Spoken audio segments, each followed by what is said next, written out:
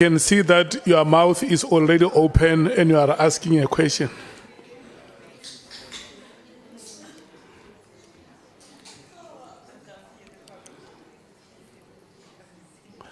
I'm going to deduct a minute from Honorable Souls and credit it to you.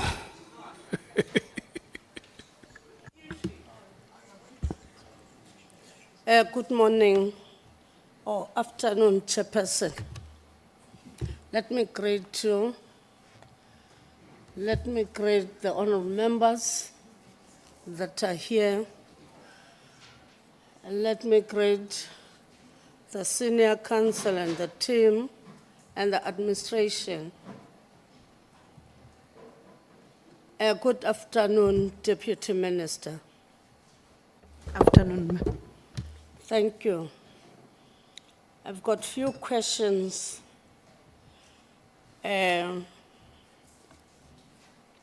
Whereby I will start when the minister was here.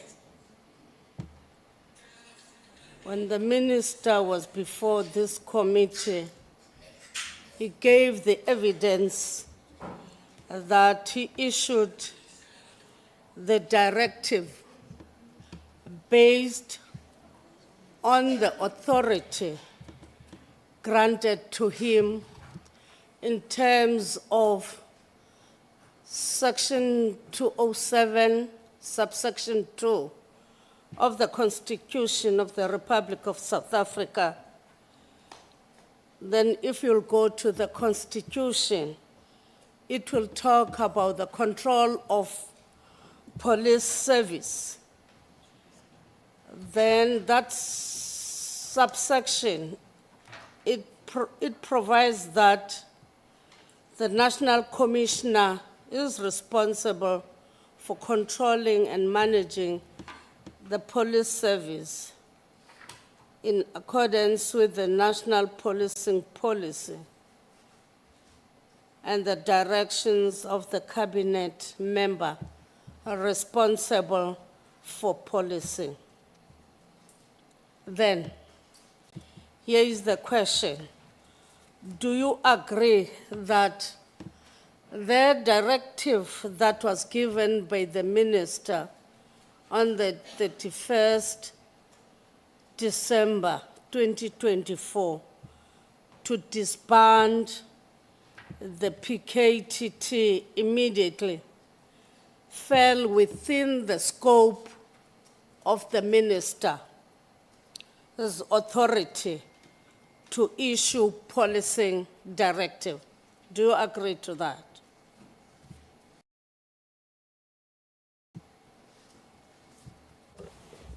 Yes, member, but if you have seen my response when I was asked directly what I think, I said there should be due processes because these offices, the accounting officer and the executive authority, both of them should be able to work together and agree on processes, how to take forward.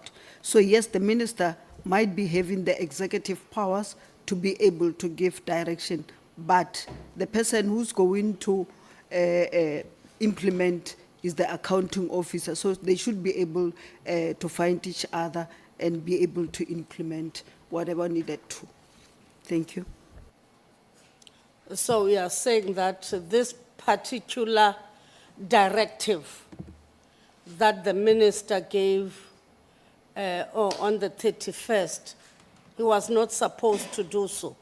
Are you saying that? I'm not saying that, ma'am.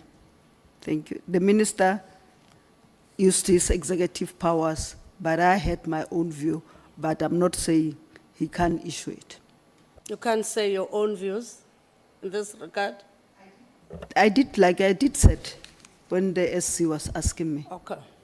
Thank you. With reference to paragraph 26, you indicate that you had a telephonic discussion with the minister regarding the directive to disband the PKTT.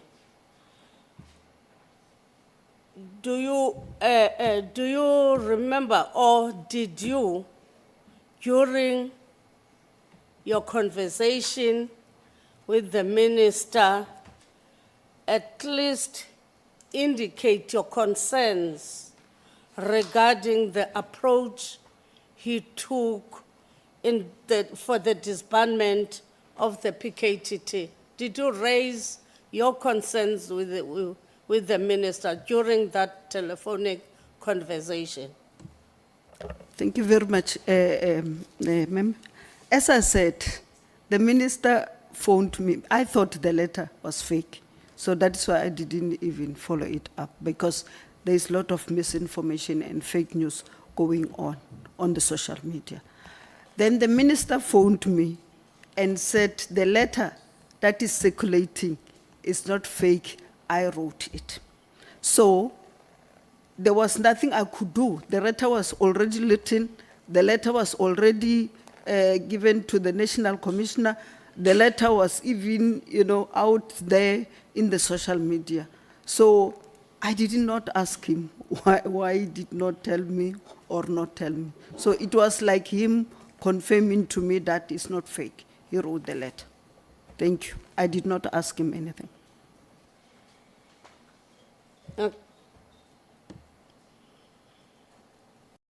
Honorable Sangweni. Thank you, Chair. DM, what made the minister call you and tell you that it's not fake? Did you ask him, or did he just of his own volition decide, let me call the DM? I'm not sure what made him call us. I think maybe he did not see us reacting or something, because after he phoned me, he said, I'll also phone DM Natal. So I did not phone him. And surely, if he was saying he's going to phone DM Natal, it means he did not also phone him. For sure, he was surprised that why don't we ask about it? So, no. So even yourselves, you didn't say, hey, Kodwa Minister, issuing such a directive on the 31st of December, people are happy. You didn't say, oh, Minister, why? And you are saying that immediately, and on the 31st, you simply said, oh, by the way, it's already on the Facebook, on TikTok and whatever.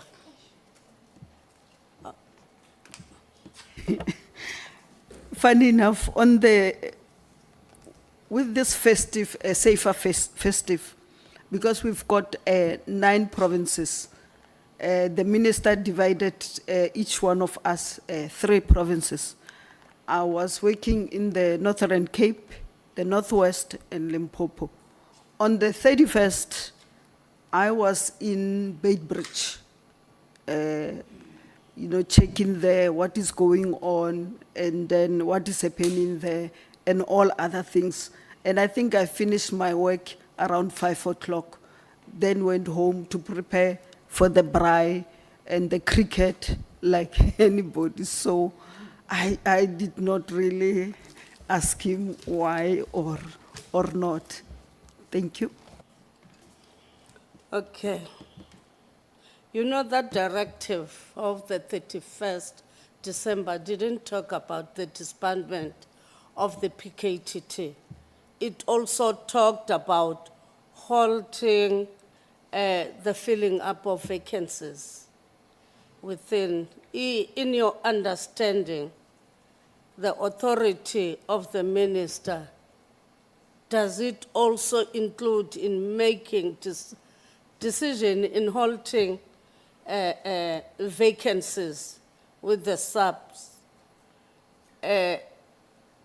For instance, if you have the minister apparently saying also you shouldn't fill up vacancies, in your understanding, the authority that the minister has, does it include making decision to hold vacancies within subs, notwithstanding a submission that he should have given reasons, maybe can you, if you're saying that he has that power, as you have already said, the executive powers, then what informs the perspective?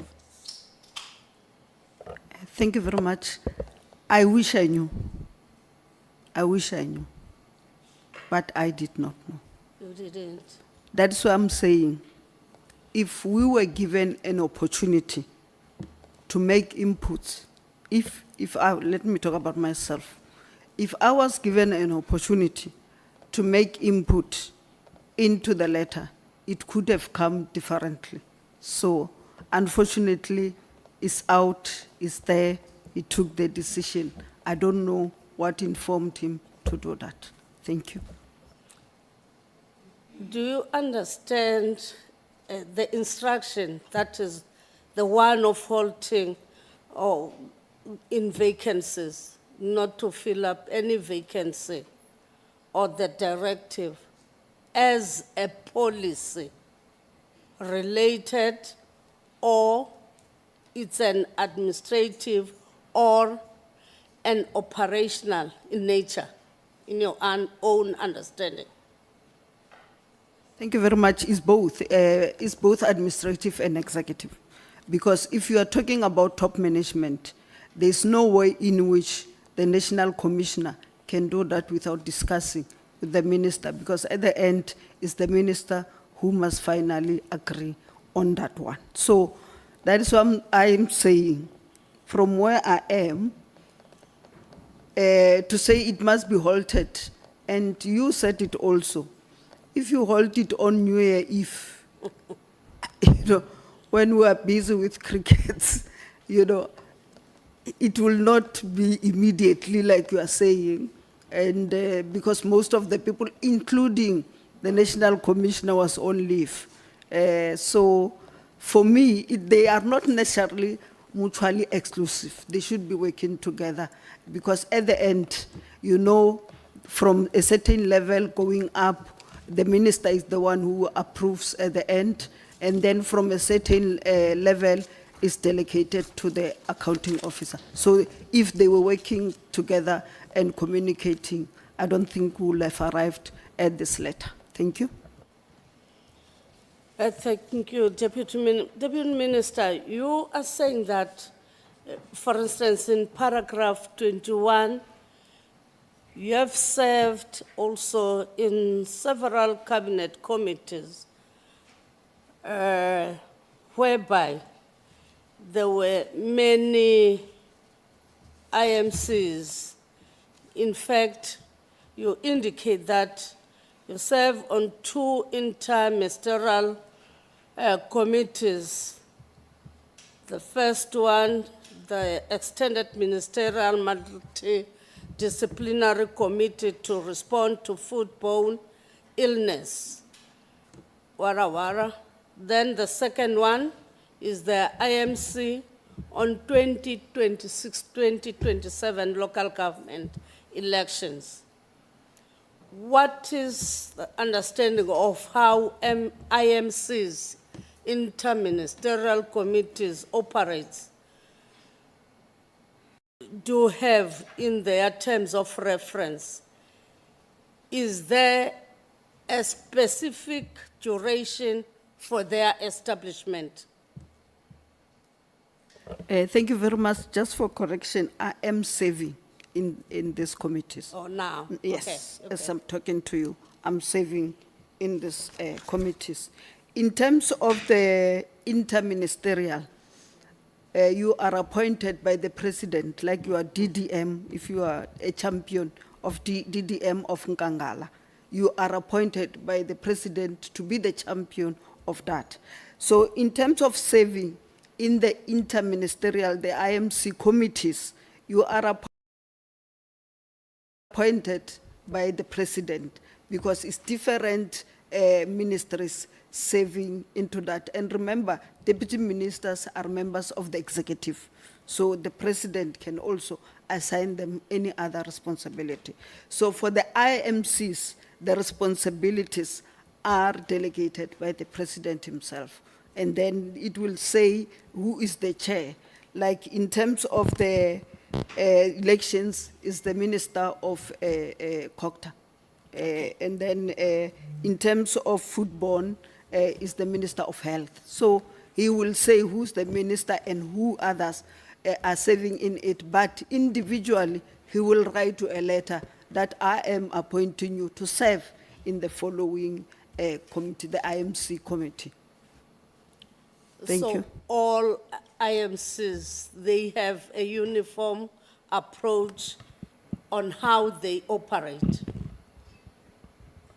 in your own understanding?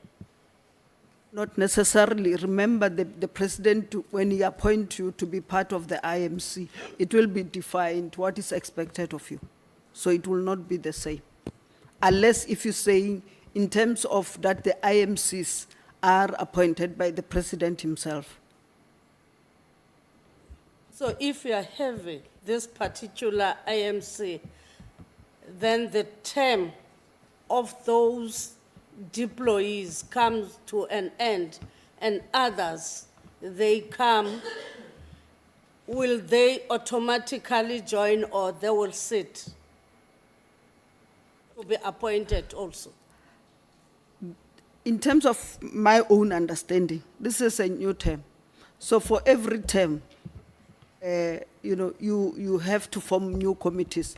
Like, I would not think that if the 2026-27 local government elections were coming somewhere in 2030, the president would have formed the IMC on the local government preparations. So it depends on what, but for every new administration, because it's new people, the IMC, are reappointed. If you are still there, you'll still be reappointed as maybe part of the IMC. That's my understanding. Let's talk about the current one that you are serving in. Their reports, where are they submitted to, the reports of the IMC? They are reported to us as we've got the secretariat, and then as we meet, the Department of COCTA will then, service the secretariat, and then they will give us documents and the agenda to discuss, and then thereafter, our minutes or our decisions will then be submitted to the President's office. Thank you. Let's take the IMC of the PKTT, whereby also it was formed by the President, but you said you only heard about it on the 5th of March, 2025, when we were in the Portfolio Committee. After the Portfolio Committee meeting on the 5th, you didn't come into discussions with the minister to say, where is this IMC, if it was only for the first time you heard about it, and the PKTT? Thank you very much. The mere fact that I did not receive a letter to be in the IMC, that's why I didn't know that it was in the IMC. But when the minister appeared before this committee, he informed this committee that there is no IMC. But the former minister also, Minister Bekele, when he appeared before this committee, he said the IMC is continuing. So I think there's some issues that must be dealt with by the relevant people. I would think it's legal people in the presidency to be able to deal with the matter. But I know that if you serve in the IMC, you get a letter from the president informing you that you are serving in this committee. Honorable DM, the time of the member is up. Can we please move to Honorable Nomval? Thank you so much, Honorable Sokanya.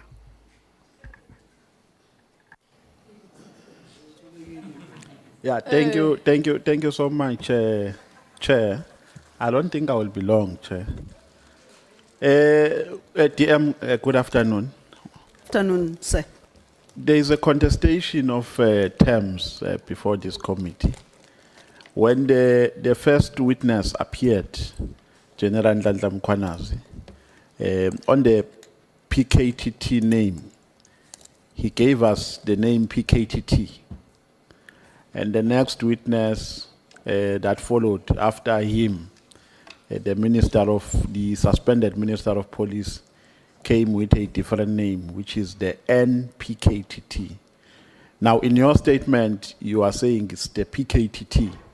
Now, the confirmation that I need is, have you just written hypothetically, or you have written the name with a full understanding that this is the actual name that was agreed upon? Thank you very much. Actually, if you go to the minutes of the 5th, where General Khumalo was presenting the issue of the, we all along we were talking about the PKTT. So then I saw the NPKTT coming in. I'm not sure, maybe as you're saying, it might be semantics, but all along, when we discuss, is PKTT, so it might be, or it might have come when we're discussing the organizational structure. Remember, we were saying that we must start defining murder as murder, whether it's murdered by political or, but murder is murder. Maybe it should be in the murder and robbery unit. So, and it should be national. You can't have this political killing like it's happening in one province. It is happening in all the provinces. So you might want to have a national structure that coordinate the provincial structures that are there. So I thought they were trying to distinguish between the two. Okay, so to the best of your knowledge, the actual name that was espoused is the PKTT. Yes, sir. Okay, the SC, I was tempted to ask a follow-up question, but I said, no, let me reserve it for my time. Had asked you about a meeting that you held in which a report about the PKTT was given. Subsequently, I asked you about the impression that you got from that meeting, and then you said, because you believe that it's an intelligence matter, so you reserve your comments. But I think the question was actually in relation to the impression in the context of the performance of the PKTT, that in your view, did you get an impression that the PKTT is functional, or it's just a ceremonial structure which is no longer effective? So along those lines, which impression did you get? Thank you for clarifying the matter. As I said, I did not know much about the PKTT. In that report that was presented on the 5th of March, the successes, why it was formed, the successes that were there, the challenges of the misinformation and all other things were put there. And where I am, I'm not able to go out really and check whether it's right or wrong. Yeah, but the impression that you got at that time, what impression did you get in relation to its functionality? If I looked at the report that was in front of me, I think they were doing a great job. Okay. You know, when you get into a normal workplace, as a human being, it's easy to detect when there's a toxic environment or when there's factionalism. You detect through the language and the mood that, no, this one is in good terms with that one, these ones are not in speaking terms. Now, what overall assessment you can make about factionalism in SAPS? According to you received a message from Sbia, which was forwarded to you, and he says to you, there is this procurement of, spy equipment, you must be careful and so on. And at a later stage, you realize that this was concocted because an investigation thereafter was made, which actually proved that there was no such. Now, out of all these happenings, what is your final determination? What is your final observation? Is there any deep-seated factionalism in SAPS?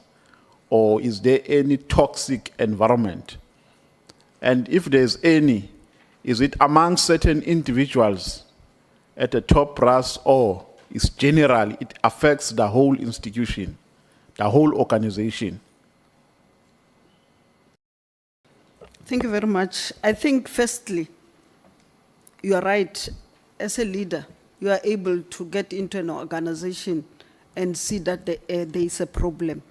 And I think I responded when the SC asked me, I just did not remember the number, where I said we met, the four of us, the two deputy ministers, the national commissioner, and the minister, and said, we can see there's a problem between the two of you.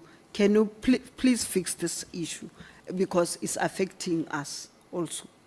And we said, we have also realized that you, the national commissioner, you are not in good terms with DNC Sibia, and there's also issues between Sibia and Lieutenant Mkhwanazi. Can you please meet with them and make sure that they find each other so that we can be able to work better and move forward? Because we didn't want to choose, whether, like you say, which faction you want to be in or what, because we wanted a SAPS that was working. And indeed, they did that. And unfortunately, like I said, when you heard him on the 6th of is it July, when he said, yes, the meeting was there, but I don't work with criminals, whatever it is. But we did that, and we asked even the minister and the national commissioner that when you work together, at least once a week have a meeting, not necessarily write letters to each other. When we reach a letters level, it means there's no level of trust and respect, and then that would be a problem.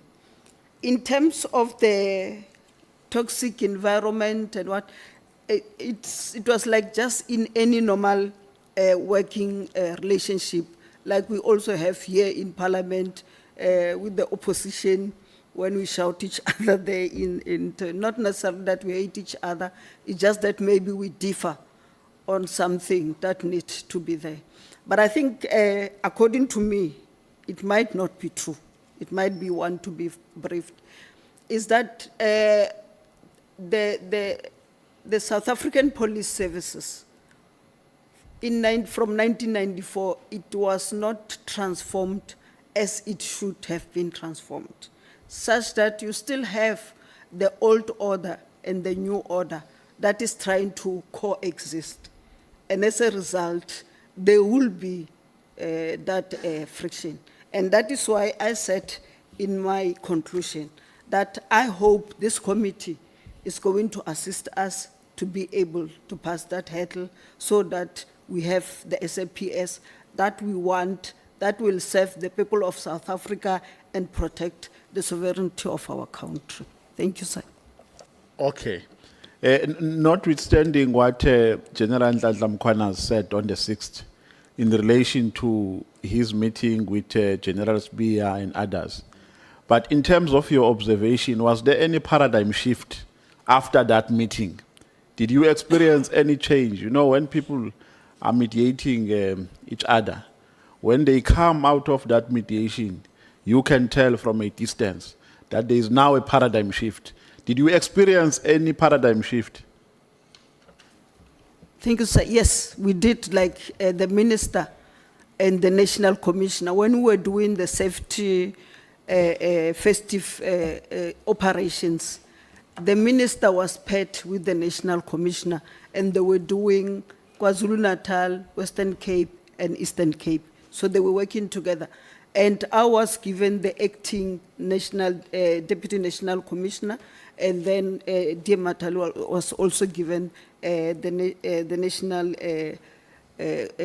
deputy commissioner. So we worked together until like the 31st letter and until the 6th August when this thing came. But all along, I thought we were working together. And I must say to you, in terms of the deputy minister, I worked with all of them, including General Mkhwanazi. I went there in Ulundi, I think it was last year or the beginning of this year, when there was a pass-out parade.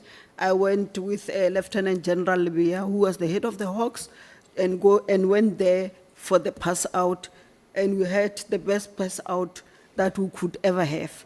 And then we went also there to launch the National Safety Festive in KwaZulu Natal, and we had a very good and from time to time when we meet with Lieutenant General Mkhwanazi, we talk like colleagues. Okay, no, thank you, TM. On paragraph 27, page 11, and paragraph 33, page 12, you are saying, in summary, I'm not going to quote you verbatim, but you are saying that you think the decision of the 31st could have been handled better. Yes, I think, sir. Yes, and I think on page 27, you are saying that, in your view, the minister should have at least consulted stakeholders. And so the impression that I get from that is that your only concern about the decision is a lack of consultation. So in your view, the minister, that is my own observation from what you are saying, you can correct me. In your view, the minister had a right or a constitutional right to take a decision. But his decision was, was short of a widespread or comprehensive consultation. That is the area of concern in terms of your own observation. Is that correct? So it means, to elaborate, so it means, according to you, had the minister consulted, then the decision was going to be correct. I don't think you understand me correctly, or maybe it's because it's a short letter. In terms of the consultations that I'm talking about even consulting the operatives, and then people who are in charge of managing the PKTT, the provincial commissioners, the national commissioner, everybody who was involved in terms of that. And surely they would prepare reports and be able to also give recommendations to say, at this stage where we are, we think we cannot be able to do this, and this might be the best way to deal with the matter, and then give an alternative on what to do. So that's my understanding. It's just that I didn't just want to write a big thesis. Okay, no, it's fine. Now, Minister Mkhunu sits with you for 12 months. He doesn't give you a performance plan. After him, Minister Cachalia comes in. And then you raise a concern to him that, Minister, there is no delegated function to us.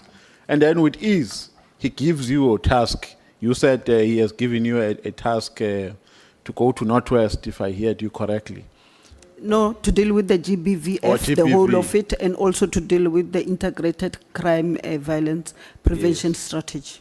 Now, would you describe Mr. Mkhunu as a person who believes in collectivism, as a cordial person, and as a rational person who takes into account his colleagues when he works with them, who doesn't work alone, who's not aloof to his subordinates or to his colleagues? Because here, Cachalia comes in, he doesn't spend much time in office. You raise a concern, with ease, he gives you a function. And then minister has been with you for 12 months, he doesn't delegate functions to you. So what is your observation about Minister Mkhunu? Leaders don't lead the same, and then they don't see the matters the same. So here, I see a different leadership styles between the two. That will be all I want to say. Yeah, but remember, this is an operational issue.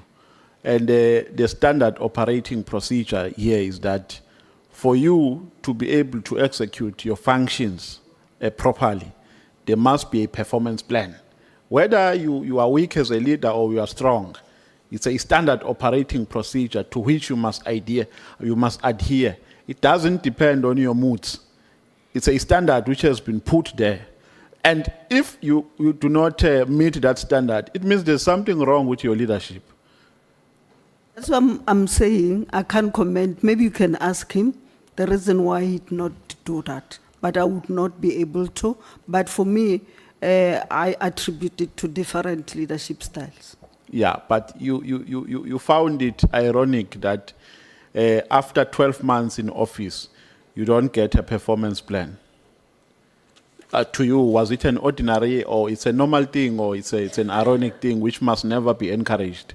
I tried to raise it at some point, and it was coming, I thought, yes, I agree with you, it must not. It's Okay, not. then the last question, second last, the chair will kick me out, I know, when I'm running out of time. The second last question, you are correctly saying, yeah, that as a deputy minister, you are accountable to Parliament. Now, you are not given this performance plan by the minister.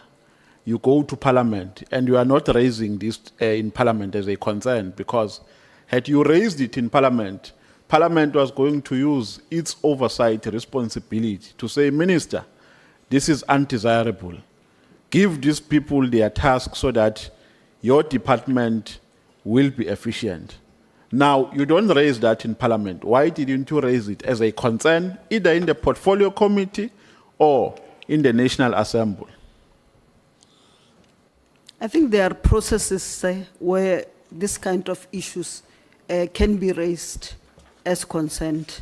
And I think just raising it in the Portfolio Committee would not have been the correct one. Like I said, we tried to raise it with him. Maybe if he was given a little bit longer, we would have that one. So what we were able to do, the three of us, and chair of the Portfolio Committee, Shirley is here, and members are here, we have never, in any day, shied away from going to the Portfolio Committees or in the National Assembly to do the debates, in the NCOP to do what we should do. Because the chairperson of the Portfolio Committee also understood that our portfolio, unfortunately, is on Wednesday, and Wednesdays are normally cabinet days. So we're able to do that as deputy minister. So yes, we raised the issue, but I don't think it has reached a stage where we had to go to the committee and start saying, but the minister is not doing that. I don't think it has reached that level. Thank you very much. I'm giving my 2 minutes, my outstanding 2 minutes to you. You can say whatever you want to say to the committee. Thank you so much. I will bank the 2 minutes. Honorable Sangwen. Thank you, Chair. Thank you for being so kind today, Honorable Nomval. DM, when you raised this issue of lack of delegation with the minister, I heard you saying that you thought it was coming. I'm sure you didn't raise it once. What would be the minister's response that he was not delegating to the DMs? I would take that he was saying we should be able to understand. He should be able to understand what is going on in terms of SAPS, because it's huge.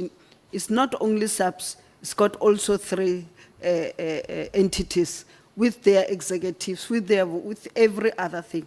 So I think he wanted to understand first, and then also maybe use our strength to be able to allocate properly what he thinks he can allocate to us. Thank you. Yeah. Now it's time up, honorable members. It's now 1 o'clock, we are breaking. We will come back at 20 minutes to 2. When we come back, the 20 minutes allocated to the Democratic Alliance. Who is speaking at 20 minutes to 2 from the DA? Honorable Breitenbach, thank you so much. You must be here exactly 20 minutes to 2. Thank you so much.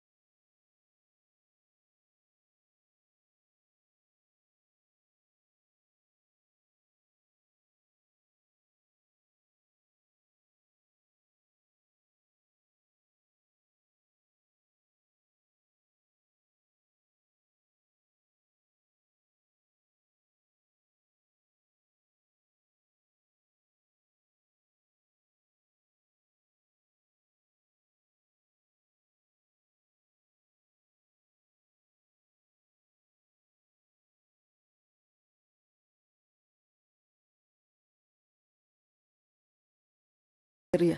Then people will come one by one, and then they will ask, complain that the police take the bribes. When I went there, they didn't what and do what and whatever. We know them, all of them. And then even when they come, you know our people, when they see you, even if they've asked questions, they will still want to ask because the deputy minister is there and the MEC. And then thereafter, the local ones, the mayor will do in the language that they understand, and then the provincial one will do. Thank you. I get the idea. Thank you. I don't mean to interrupt you, but there's a time limit. So you interact with people, you find out what the issues are that people on the ground are struggling with. Tell me about implementation. In terms of the implementations, because that's what I'm saying, when I go there, I don't go there alone. I go with the mayor, I go with the MEC, I go with the provincial commissioner, of course, with the management. When we finish, I would expect the provincial commissioner, because that's the one I would have control over, to say, Dr. Mkhwanazi, can I... You can carry on. Don't worry about these people. Carry on. I would say, Dr. Mkhwanazi, I would expect a report in 2 months' time. And then he'll bring it through the national commissioner to say, in terms of this one which they raise, this is what we do. In terms of this one, this is what they do. And also that day, what really impressed me was that we also had the gift of the givers. I think they also operate in the area because we had all the stakeholders. So this isn't a publicity stunt for gift of the givers. Can you just tell me? Then I said, in a month. No, just a moment. I want you to answer my questions, please. So listen carefully to the question. It's a problem that most politicians seem to have. They don't listen to the question and they give any answer they feel like, forever. I want to know about implementation. You mentioned a couple of things. Did you do anything about the implementation there, Rodman? Yes. So what? Yes, I did. Tell me. I went back to the chief. The chief was worried about the security, and he was worried about the guns that were going in there. And then we were able to increase the number of police there. And then he even said to me that he's satisfied with how we have dealt with the issue. Thank you. I presume you could do the same sort of thing here in the Cape Flats, where people are being mowed down daily. Send more policemen and reduce the amount of guns. Any plans to do that? I've been, actually, we were sworn in on the 2nd of July. On the 4th of July, we were at Hanover. And I was chairing the public hearing there. And we had the police over this side, and we had the communities over this side. And the community were saying to us, we don't trust this police, they are not doing their work. And then we're able to.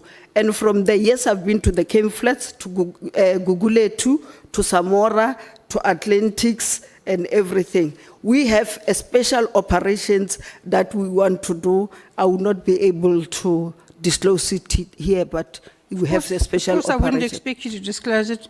I'm interested in implementation. So you have a plan and you're going to implement it. We will implement it, including, remember we signed the memorandum of cooperation with the city and the province, so all of us will be doing that. We'll be watching. Are you aware, Deputy Minister, of any occasion where the minister, the suspended minister now, Mr. Mkhwanazi, interfered in the operational issues of the South African police? Any at all occasion, in your view? I would prefer that you be specific so that I can just be able to answer. I think the question is reasonably specific, Deputy Minister. Are you aware of any occasion at all that you hold personal knowledge of that the suspended minister, Minister Mkhwanazi, has interfered in the operational issues of the South African police? I'm not aware. How long have you been the Deputy Minister of Police? From the 2nd of July, 2024. And yet the minister is yet to delegate any functions to you? Yes, ma'am. Have you discussed this with him? Yes, I have on how many occasions? more than 3 occasions. More than 3? Yes, ma'am. He's a difficult man. He doesn't listen. Comment on that, ma'am. Have you told him that you're unhappy about it? Yes. And still he doesn't listen? No comment on that one, ma'am. Well, nah. Dr. Boshielo, you must not have a problem of using the title honorable member. Thank you very much. Thank you so much. Thank you. Sorry, Chairperson. I really apologize. Deputy Minister, you really don't have to call me honourable, I promise you. It's not an issue for me. I functioned for all my life without being called honourable. I'll function some more. I'm directed by the chair. I must take instruction from the chair.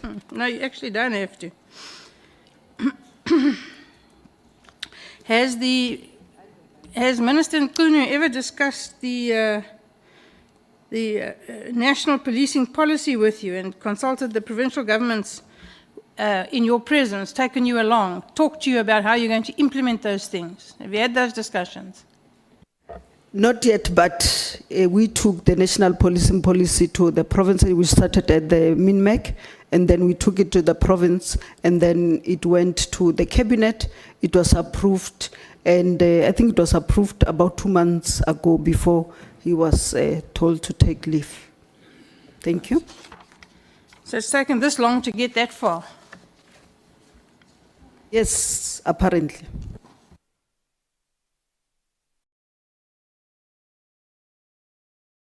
Thanks, Chair. I've got no further questions. Thank you, Honorable Redenbach. Thank you so much, honorable members. That was so quick.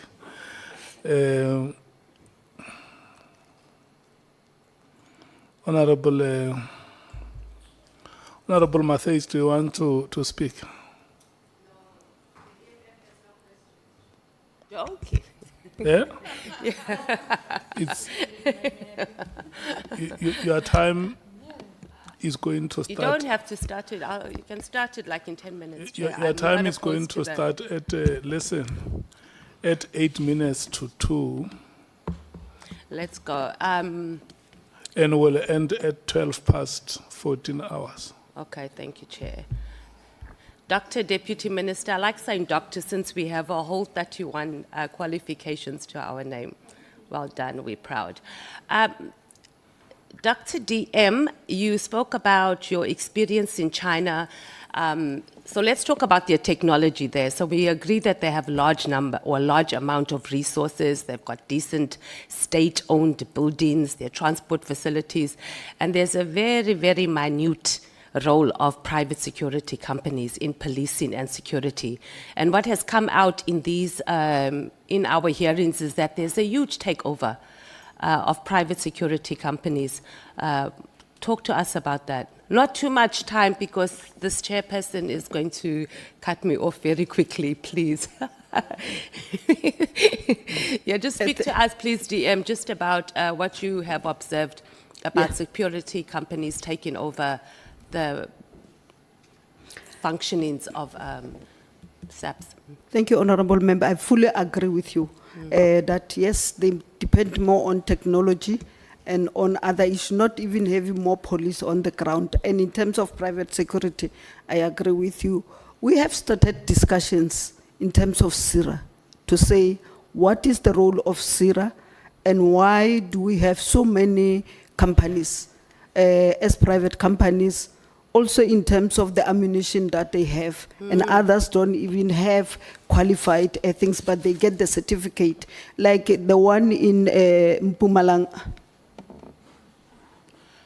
So is that something that we need to consider here as a committee as looking into SIRA and also the number of licenses that are issued to security companies Yes. as well? Yes. Okay. Noted. Let's talk a little bit. I know we are exhausting this issue of the disbandment. The minister said that he had a meeting with his 2 deputy ministers, and it's very unclear about during this meeting with the 3 of you, was the discussion very clear that we are moving to disband the PKTT? No, thank you.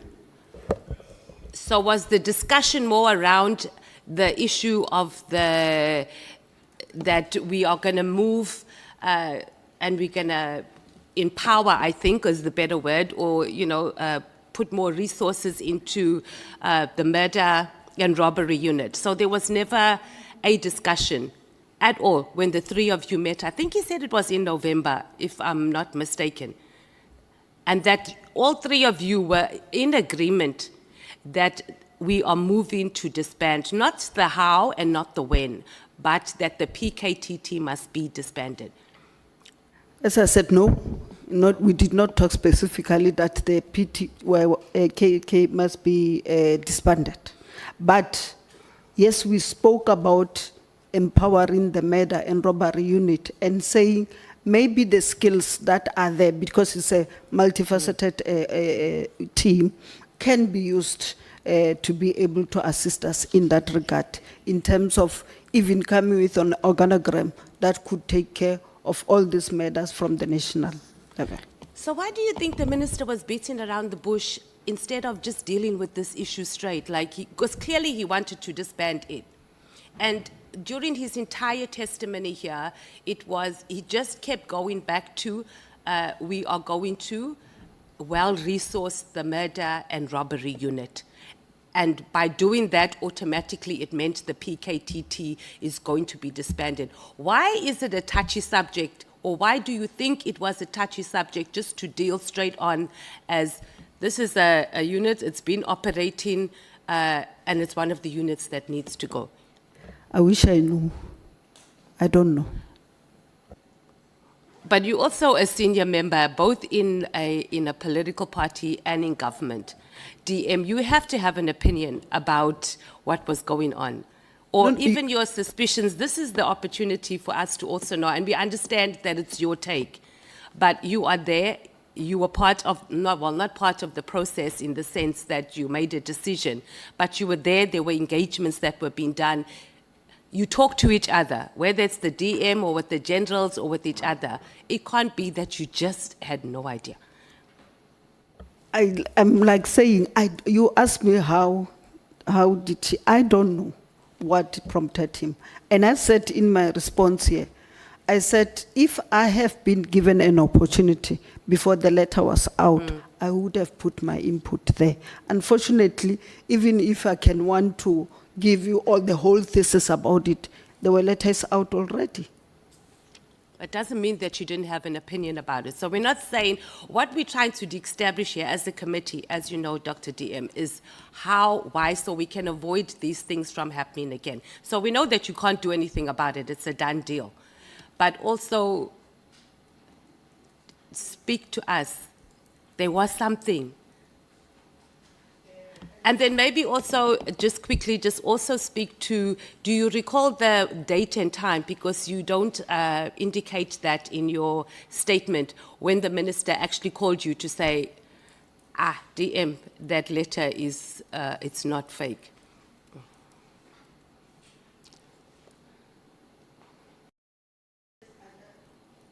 Thank you very much, Honorable Member. I would not want to, remember I'm under oath.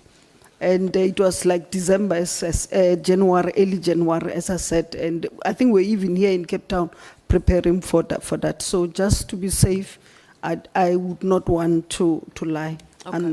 But it was more or less, it made its rounds in social media on the 2nd of January. I think So it was safe around to 5, say- 6, 7, around there. So you spoke about the 8th January, where the South African Police Headquarters attends the ANC January 8th events. Did you engage the minister at the January 8th at all? He did not attend that January 8th. Okay. Oh, that's interesting. We didn't know about that. Let's talk about, did you know about the arrest of Lieutenant General Kamalo? Yes. We were with him a day before. We were presenting the report to the Joint Standing Committee on Intelligence. Why do you think that General Sabia forwarded the message to you? As I said, I did not. I just took it straight to the National Commissioner. The question is, why do you think he would have sent it to you? Because he didn't. I would know, I want to know, but what I get from the message that he write, not the forwarded one, I think he was trying to warn me that they are going to back my phones and my emails and what. And I think this comes back to the question about when we spoke about factions that are operating in the South African Police Service. So there's one thing when we disagree with each other. There's a whole other thing when certain groupings start acting on their disagreements, such as the thing of bugging. Former Minister Cachalia also said that his phone was, it was intentionally bugged, but it was done in an illegal way as well. So is this a normal practice then, SAPS? Because this is why our country is unsafe. Because we have the executive, we have the top SAPS officials busy bugging each other's phones, listening to each other's messages instead of saving our children from being raped at school. I would not say that, but as I said, with the skills that I have and with what I've seen can assist us in terms of dealing with those, I think we'll be able to stop some of the things that we are saying. So you weren't surprised that they could be bugging your emails and your phone? No, I don't have anything to hide, Honorable Member. But that's not the point, Dr. DM. It's the fact that it's illegal. And at the highest level of our South African police service, we are having people operating like that. What hope is there for the ordinary South African on the ground when they're just doing it there on the top? It means that we don't have a justice system here in the country, and it starts with the South African Police Service.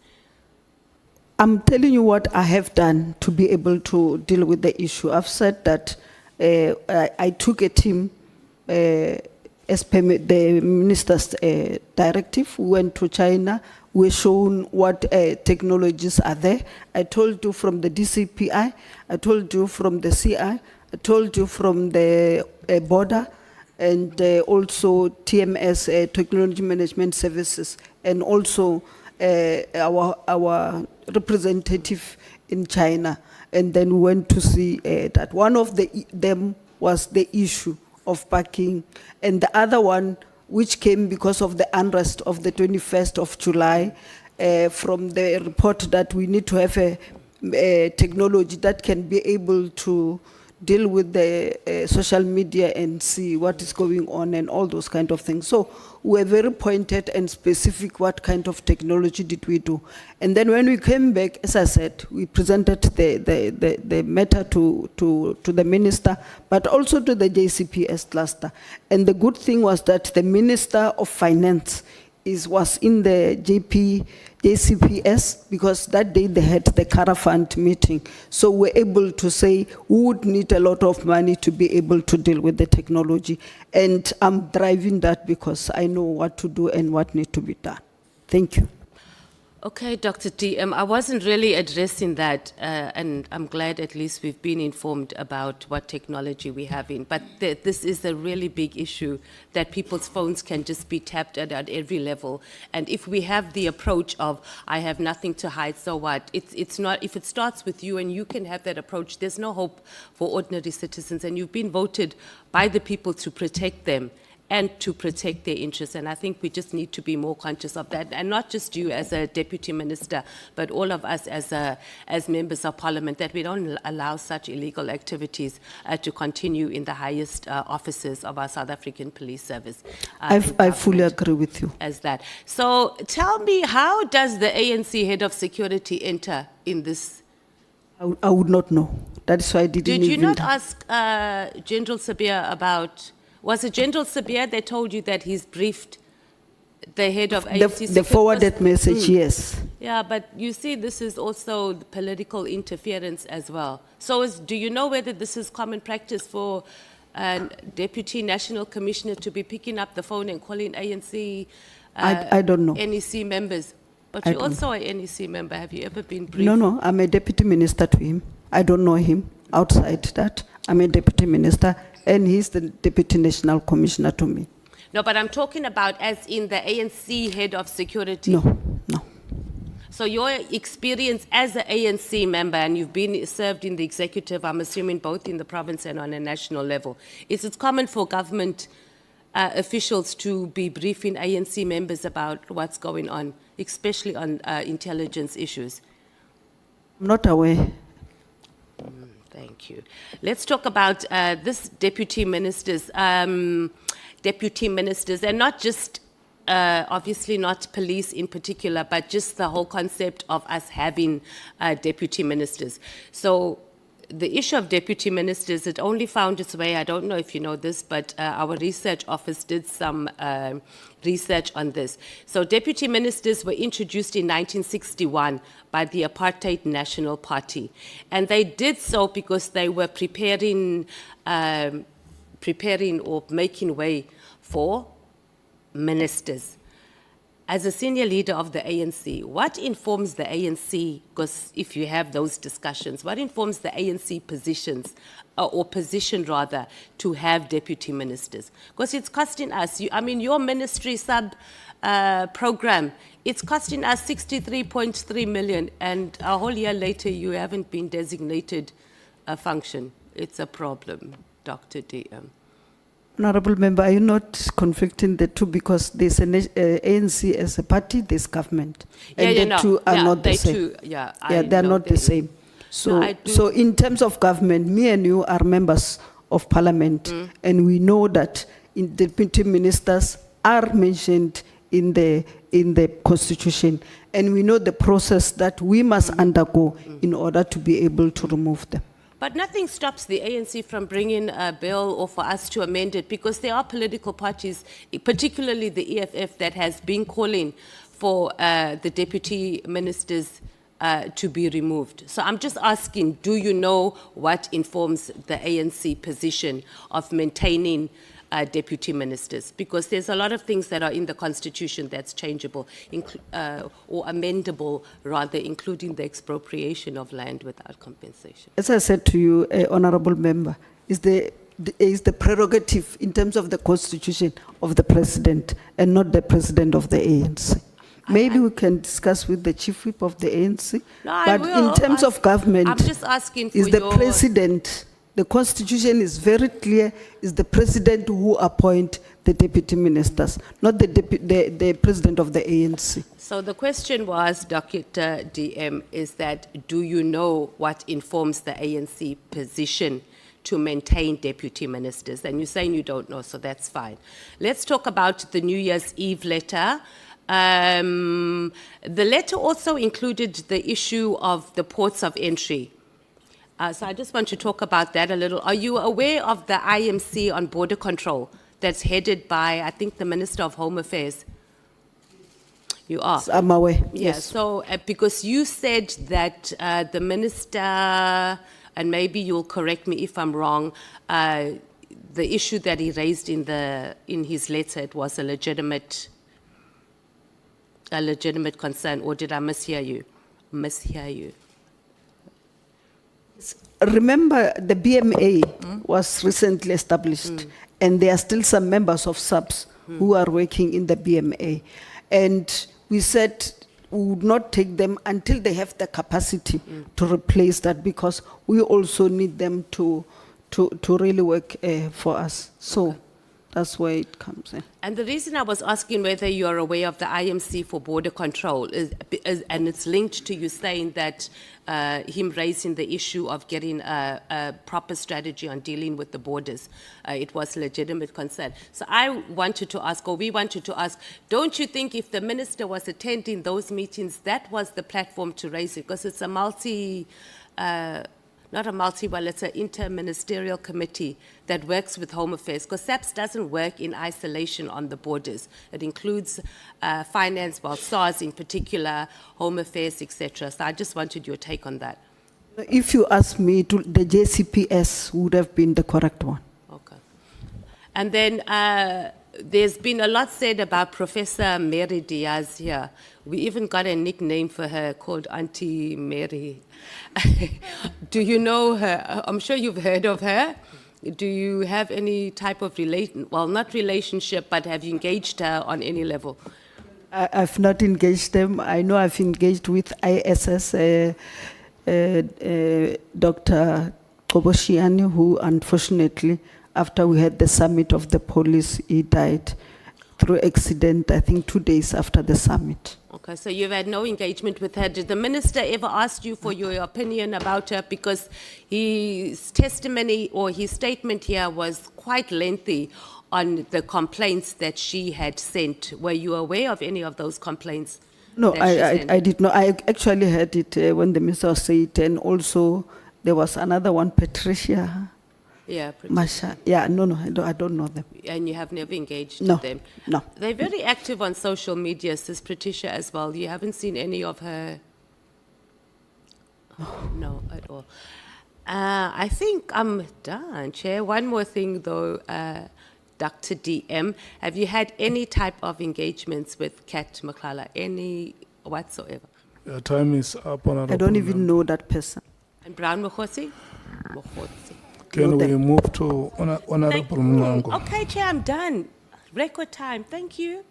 Thank you so much. Pangazita.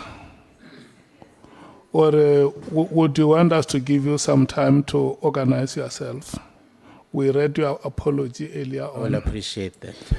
Thank you so much. Let me take Honorable Sols. And Honorable James, today, oh, by the way, Mnyango has arrived. Okay. Your time ends at 26 minutes to, at 24 minutes past 2. Thank you, Chair. Doctor. No, 26 minutes to 15 hours. It's 20 minutes. It's now 14 minutes past 2. Thank You you, may Chair. proceed. Doctor, good morning. Is it afternoon? Good afternoon. Good afternoon, honorable member. Doctor, you testified that the minister and the national commissioner had some issues that affected the work of SAPS, and you were concerned about it, you and others. What made you think that they have issues? Remember, we are working together as a team. And as we work together, of course, we'll have different leadership skills, and different thinking. And there would be that platform where we might want to differ on one thing or another, which is a normal thing. But we saw that the minister and the national commissioner were normally writing letters where we should be discussing on an issue and be dealing with it. So we asked them and said, in order for us not, when you write a person a letter, it's like you are starting a, disciplinary file. You are not necessarily discussing to be able to come with a solution to an issue. So that is why we asked them to say, we don't want to fight over something we don't know, let's just talk among yourself. And also we observed that there is no good relationship between Lieutenant Mkhwanazi and the DNC Sibia. If you can sort it out, we'll be very happy. You also said that not only between General Mkhwanazi and General Sibia, but also you noticed issues between the National Commissioner and General Sibia.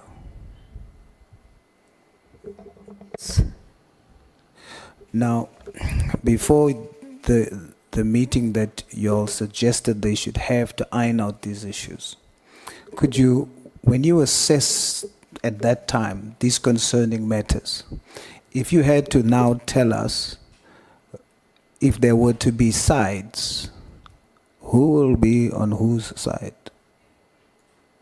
As I said earlier, I was I'm a leader in my own right, but also in terms of responsibility. So when you see conflict you should be able to come out with a solution so that we all pull in the same direction to achieve the same goal. So there's no way in which I can say this side and not this side. All of us, we don't have to like each other. Like we work in the National Assembly, we've got opposition leaders and everybody, and we work with each other in the portfolio committees. We work with each other. Not to say you are from the same party. We hug each other, we eat with together, and everything.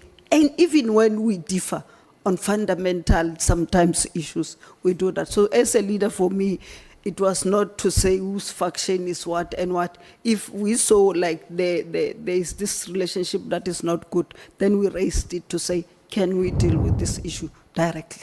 Thank you. You know, Doc, when I listen to you, is what you're explaining is your position was that what you were seeing, the divisions you were seeing, you were seeking to address that, to say this is wrong. We should work as a team. Because you spotted divisions, correct? Yes, yes, Honorable Member. Now, what you've described is indeed the ideal situation. But the reason why you thought about it is because of those divisions that you saw. So now that there's a divide, that means automatically there's now sides, which you are saying there shouldn't be sides, correctly so. You are addressing the fact that there Yes. are sides. There should not be sides. Therefore, come together and deal with it because there shouldn't be sides. Now I want to establish. Can I correct something? Please do. I didn't say sides. Yeah, I'm saying sides. And You are saying it.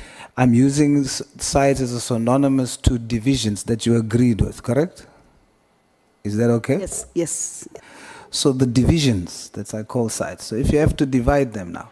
So we have the National Commission having an issue with the minister having an issue with the National Commissioner. You are saying, please deal with that, sort it out. Then you have the National Commissioner having an issue with General Sibia. Then you have General Mkhwanazi having an issue with General Sibia. General Sibia also having an issue with General Mkhwanazi. Would it be correct to say if we had to look at the divisions that you were trying to address, would you say that on the one side, you had General Mkhwanazi and the National Commissioner. On the other side, you had General Sibia and Minister Mkhwanazi? No, as I said, it's just that maybe the semantic. I never said divisions or factions, or I know others said factions, others saying divisions and whatever.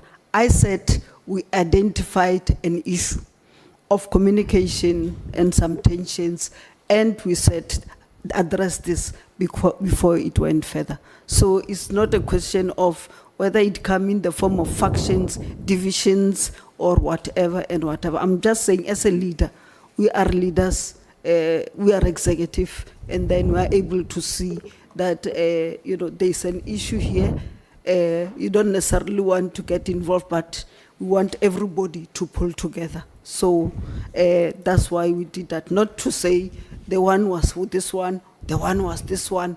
That is why when we even said it, we said the two of them, the minister and the National Commissioner, should deal with the matter. Was those issues that you're talking about dividing them? It was not necessarily dividing them. It was where I am, to be honest to you. It was that people were not seeing things the same.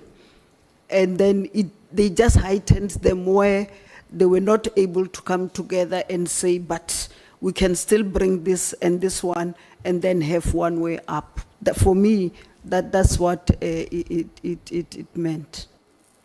So there wasn't one way up. So that's why I'm saying. So if there was not one way up, what is the opposite of not having one way? You have multiple ways, divided ways. No, it's not a divide and rule. It's just you are not going to achieve what you as the organization want to. Why? Which was to make sure that our country is safe and to make sure that we protect the sovereignty of our country. Doc, this will be my last attempt. Why would it not achieve that? What was your concern? I think I said they should talk.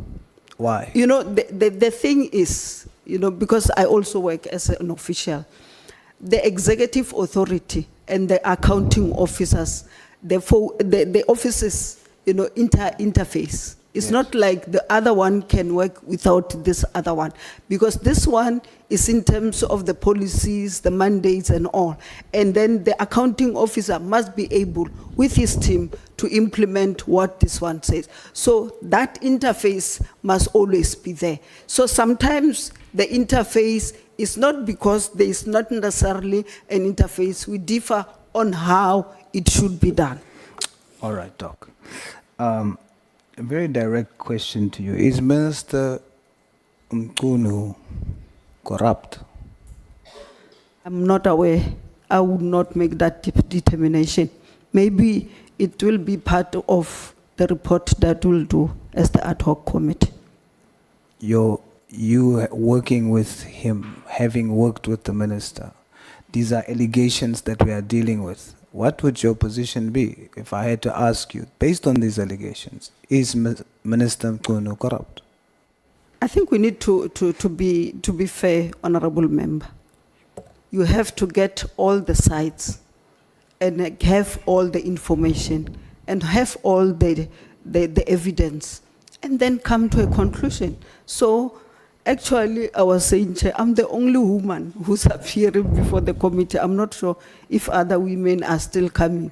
And yeah, this is a very different environment at all, where you might not find many women in this and then say, Chair, you didn't even acknowledge it. So I'm saying, be fair. Listen to all we are saying. I think there's still others coming. And then get all the evidence and then do the determination. Yes, Doc, you are one of the sources of that evidence, and hence you represent a witness, you present evidence, and we're interrogating the evidence. And so in an attempt to get to a conclusion, I'm asking the question, I'm probing the question based on the allegation, you see. So you are assisting in me compiling that. But I would take it you saying that you can't say whether he's corrupt or not. Yes. Would you say, is the Minister Mkhwanazi, protecting drug cartels? That's what I'm saying. I don't know. I'm waiting for Nhlanhla Commission and the Ad Hoc Commission to really bring that. Because the danger, honorable member, is that anybody can implicate you tomorrow and say, Honorable Souls had 1 kg of cocaine. And then maybe to the police. And then they just take, you know, you and arrest you without any evidence, without any other thing. And then you went through the integrated justice system to the courts. And I don't think the courts, you know, will sentence you without that evidence. So you must know there will always be misinformations. There will always be, you know. So as a source that we must interrogate, sorry, Doc, I think my time is almost up, so I just want to finish this one. So I didn't mean any disrespect to interject. So as one of the sources from which we must draw answers to these questions for, is the only reason why I'm asking you. I'll ask everyone else too, you see. So I'm not expecting you to know, but I'm trying to interrogate. Do you have some sort of idea based on your experience that these allegations that are being made of the minister, is it true or not? And you are saying, based on what you have been exposed to, you cannot say that the minister is corrupt. You cannot say that the minister is protecting drug cartels. Is that your same position when I have to ask you, is General Sibia corrupt? That's what I'm saying. You need to be able to yourself, with the information that you have, the evidence that you have, and I hope, Honorable Souls, You are not just going to take what is on the social media and everything, and then you come with a decision that will assist us to be able to say what you are saying is true or false. Yes. So that question is hanging, and it's part of the allegations. And all the witnesses that are sitting in the seat that you are sitting, Doctor, you, I repeat, are the sources available to us from which we can seek to establish whether or not these allegations are true. Therefore, I'm posing it directly to you. And I'm satisfied that what I hear you saying is that you are testifying today that based on your exposure in SAPS, based on what you've seen thus far, you cannot say that the minister is corrupt as it is alleged, General Sibia is corrupt as it is alleged, that there is a protection, an attempt to protect drug cartels by them. You are not in a position to say that that is in fact true.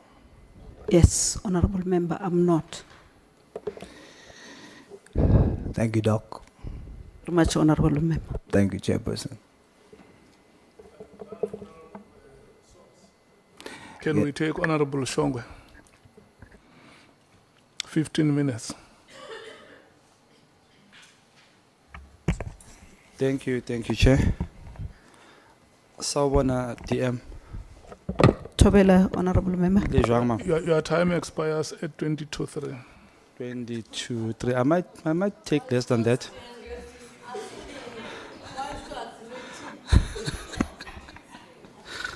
Hey, impiyami no Chair, you're phela kudala.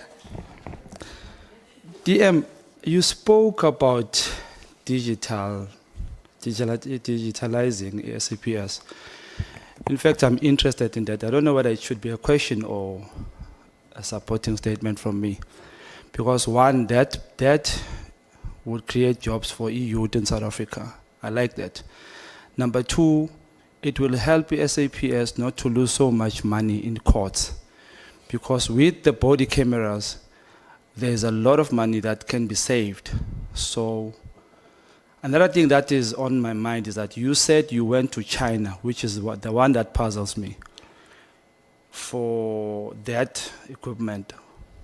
But at that same sentence, you spoke about e-filing. I don't know whether I was wrong or something, digitalizing files and stuff like that. Okay. My question around that is that, would you mind considering SMMEs from South Africa to do those digital filings, including the Z83? Because you see, when people apply for jobs in South Africa, the Z83 takes a lot of time, and sometimes it carries dust there. And with the AI, it can help SAPs and South Africans that it determines on the spot that this person qualifies to apply or not. So I don't know whether it should be a question or not, but I would emphasize that, please, on that note, please, if you may say something about that. No, you're correct, Honorable Shongwe. I fully agree with you in terms of creation of jobs and in terms of assisting us as the SAPS. The other issue is that we might not have the money now. We are realistic to do the police stations all over, to do the courts all over, do everything all over. But if we can digitalize some of the processes, our people will be able to access them. Firstly, the other example I said is like, if you want, we don't have time. We are busy as we are. Even if you think we are not, we are busy as we are. You will not have time to go and queue, maybe to renew your license or any other thing. So you can be able to do it online, and like Uber, and then it can be Ubered to you. You can pay 30 rand and then be able to still do the other job rather than spend it on the queue. And the other one also help our people, especially from the rural areas. You know, in terms of transport, they would have one bus in the morning and one bus in the evening. And I've seen many of them, old people sleeping at the police station, those bench. And it really breaks your heart to have that kind of situation. And when you ask them, they want to certify, they want this information and that information. And I think if we can make those process very easy, there is no need also to be able for them to travel. Actually, they don't even have that money to travel. And in most cases, they're not helped and they still have to come again. So I'm definitely agreeing with you, even the ZA3 and everything. That is why my topic is saying factors that impede e-government. E-government is all the services of e-government. It's just that I was concentrating on transport and community and safety.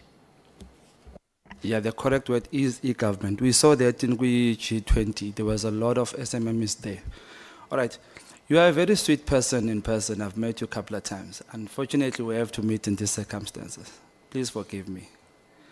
Who appoints the ministers and who, the deputy ministers, and who do they account to? Thank you, Honorable Member. In terms of, if you can go into my statement, I think, in terms of the Constitution 93A, the deputy ministers are appointed by the President, and then the B says, he said they're appointed by the President among members of the National Assembly, and then also B says he can also appoint 2 deputy ministers who are not in there. So it's the President that appoints. Accountability, who do you account to? Accountability is Parliament, very clear, and then also in terms of the executive powers that you have been given. So who it's does both your ways. performance assessment? The performance assessment under normal circumstances should be done by the President and the Minister. How often? It will depend, normally quarterly or half yearly or at the end of the year. It will depend. Okay, in the past 12 months, have you done any? I think you're aware that we never had any delegation, and then how would you do that? But for now, at least I have 2 delegations. I have the delegation on GBVF. I know that I will be assessed on it. I have delegation on the integrated crime and violence prevention strategy. I'll be assessed on it. Thank you. Your experience tells me that you may have, possibly, you may have come across or came across an issue of ghost salaries. Should I continue, Chair, or should I go? Okay. You may have came across an issue of ghost salaries. So what I want you to explain to me, how do you feel about those ghost salaries? People who earn salaries, behleze emakhaya, bengenzi lutho, bangaziwa. What's your feeling about that one? No, there's no way in which we should be able to pay people who are not doing their work. And that is why in your system, as you build it, you must be able to, from time to time, make audit of your employees. What we did in Limpopo at one stage, they said everybody is going to get salary by a check, and you must come with the ID personally to come and sign for it. Then that's where we realized that we had more, I think it was more than 2,000 ghosts or whatever. So if you also have digitalized, your employees, the information and others, it will be able to give you the information that you need. Even tell you that Polly Boshielo is going to be 60 in 3 months' time and retire, and say to you then, start recruiting so that as I go out in 3 months, the person must just come in on the 1st so that we don't have also those gaps. So it's a lot of things that can be done, and I agree with you fully. If I may ask, what is the difference between your salary, Deputy Minister Mathale, and the ghost salaries? What is the difference? As you know, as a member, is the same. Ours and yours are... No. Let me just clarify. Okay. The ghost salaries, people who earn salaries for doing nothing, and your salaries and DP Mathale. What's the difference between the two? I think you were not here when the question was asked what was my responsibility. I can take you through in terms of my You statement. just told me now that the president can't do a performance assessment with you because they were not delegated functions, right? Yes. Which means now, if the president has to assess you, there must be something given to you to do. They cannot assess you on what you decided to do.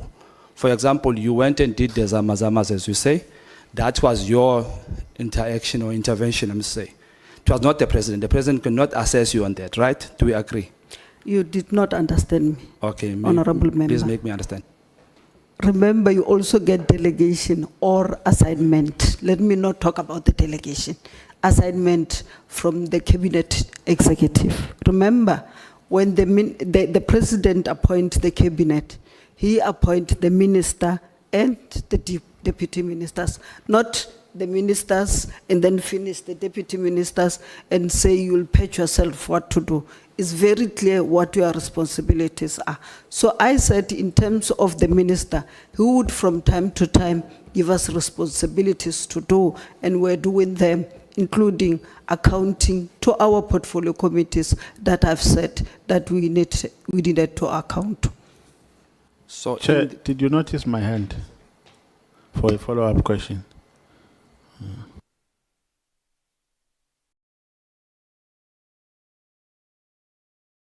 Come in. No, let's allow Honorable Shonga I think he wants to respect to me, Chair. conclude his time. Just write your questions down yourself, and Honorable Mathale, you'll come in when he's done.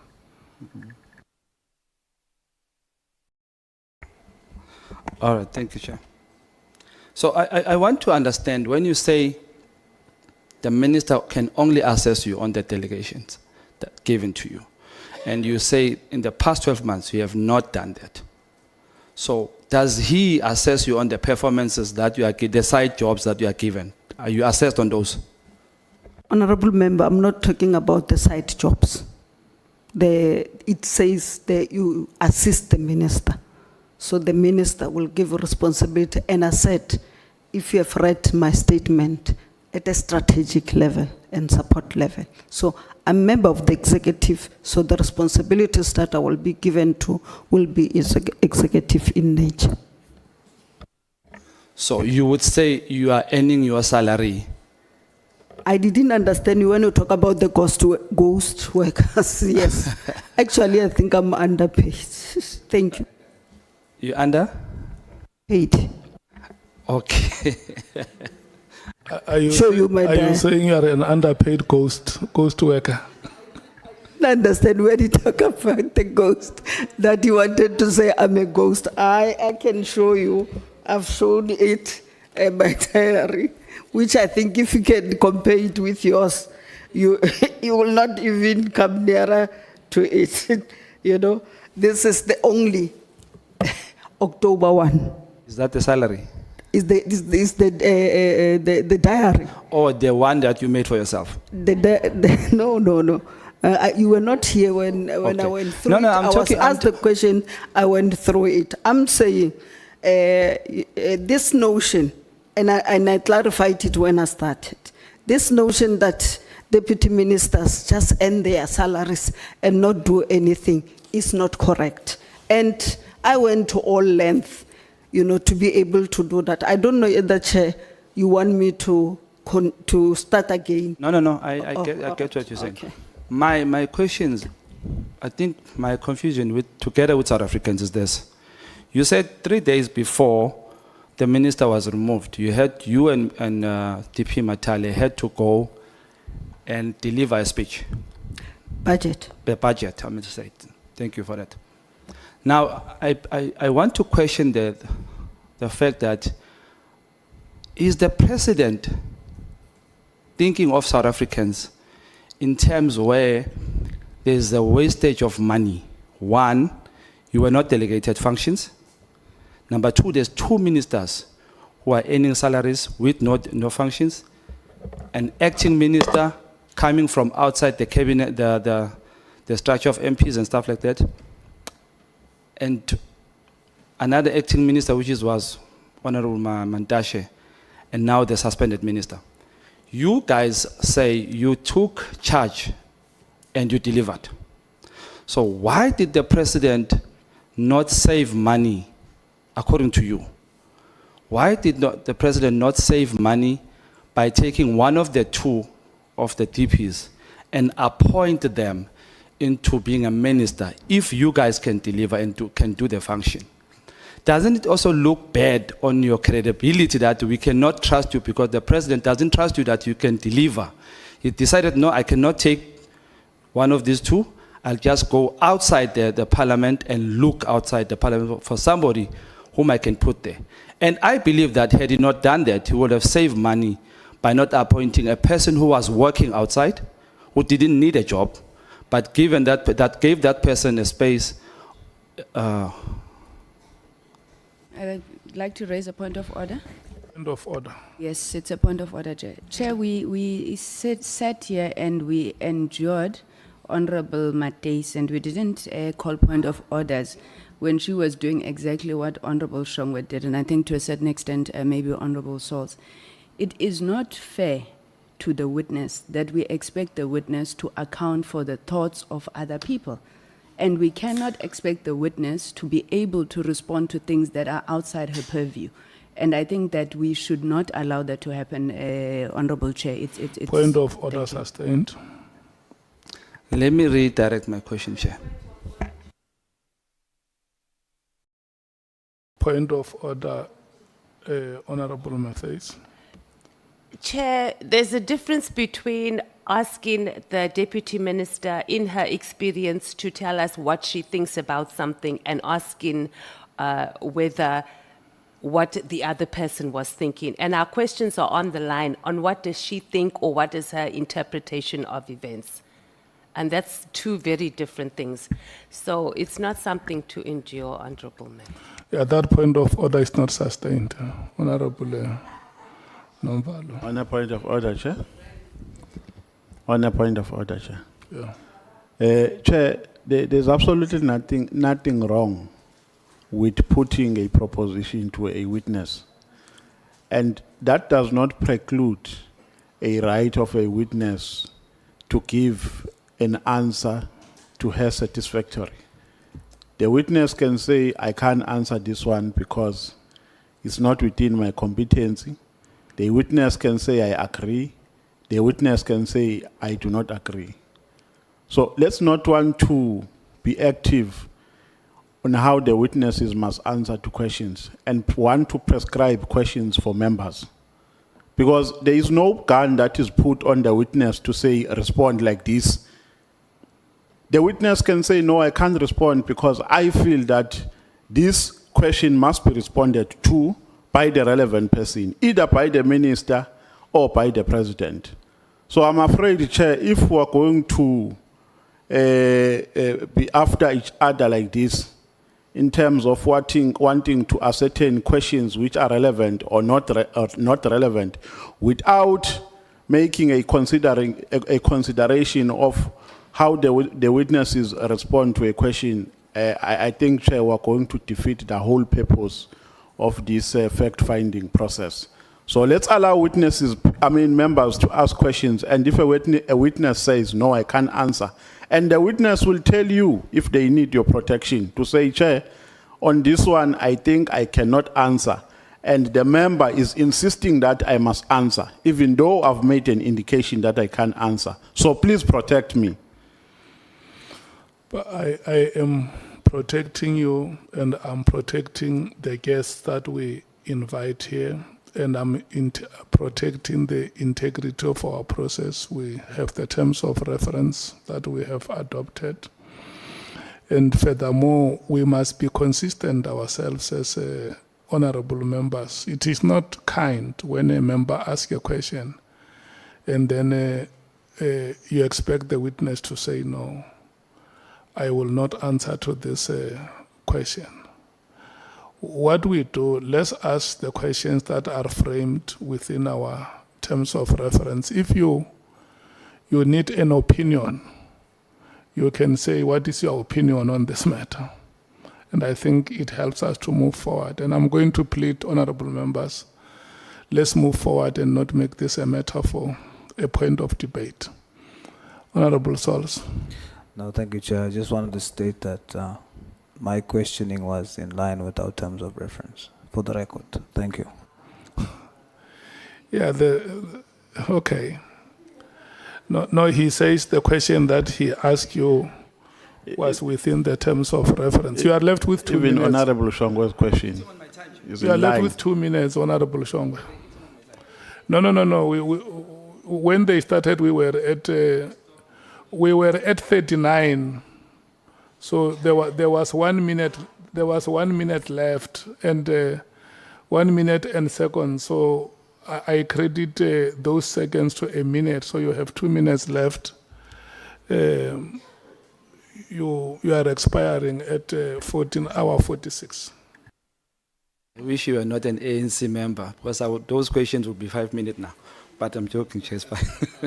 No, the reason I'm asking this, Chair, is that, you know, in King Espeganena, South Africa, Chair, having members that want to lead, benganawo members, yona into esibangela inkinga leyo.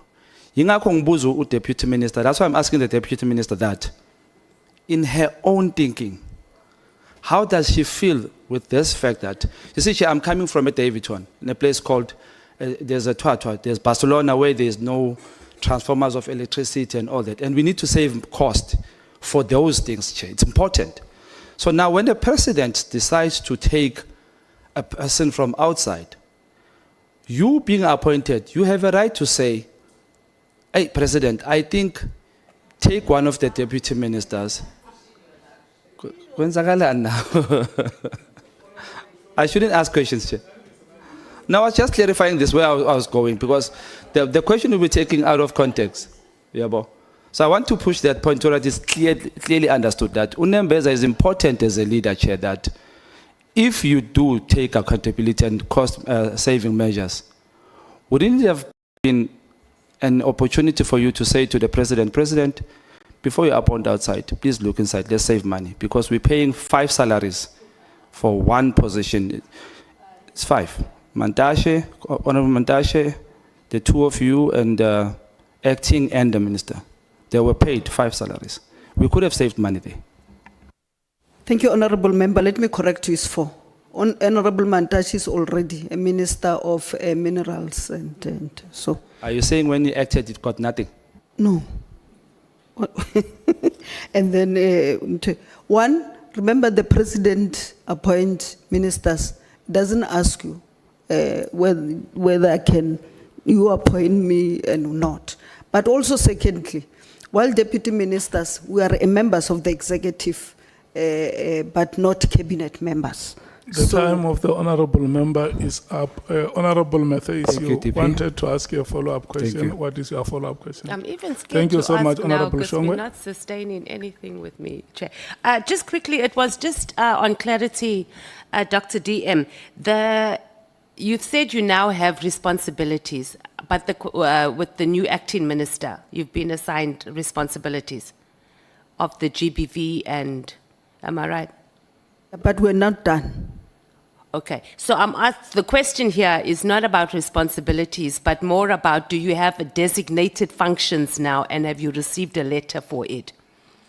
And can we have a copy of the letter so far on what your designated functions are? Remember, delegations can also not be in writing. But for now, this is what the minister said I must do. But as we finish others, I think you'll be able to write comprehensive functions in terms of what So you I'm don't have expected still to do. then? I'm asking for a point of clarity, Chair, please bear with me, I'm not being difficult. Okay. And DM, I'm also not being difficult with you, and I also don't think you must take it personal when we're questioning this thing about deputy ministers. And it's not a reflection on whether you've been working or not working. Okay. As the public and as members of parliament, you're supposed to have designated functions. All deputy ministers, not just you. So the bigger question here on what we're trying to deal with is that are our ministers and is our cabinet failing South Africans? We are allocating budgets and then they are not doing their jobs by giving you these designated functions that you're supposed to, so you can answer for. So I'm just asking, that process, I don't know how it works with the other deputy ministers, whether they get, these are your designated functions, because if you are appraised, there needs to be something in writing. So Chair, that's what I'm trying to determine. That's what I'm saying, not yet in right. We'll be finishing it because we're preparing to come here to. So the to deputy, this. so the acting minister's been running around in China instead of also sorting out, or Yes. wherever he Okay, is, can instead we of Yeah, sorting yeah, out. but also Thank to you. say other Honourable, deputy ministers have. The time for their follow-up delegation. is over. Can we take Honorable Nomvalo, your follow-up? Yeah, no, my follow-up is almost, I'm being interrupted, Chair. Maybe the EFF is attacking me, Chair. Can I be protected? You are on the platform, Honorable Member. Yeah. I want to move to Honorable James and No, no, Vale, Let's- she's not let's attacking speak- you. let's We are speak going res- together, Chair. Yeah, no, Let's- Chair. let's speak My question is almost similar to that of Honorable Mathale.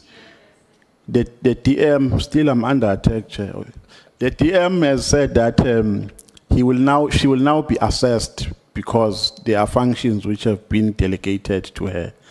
Now, my follow-up question is, since you said that you were assigned functions which are executive in nature, do you mean that when you say you will now be assessed, do you mean that for the past 12 months your duties were not assessed?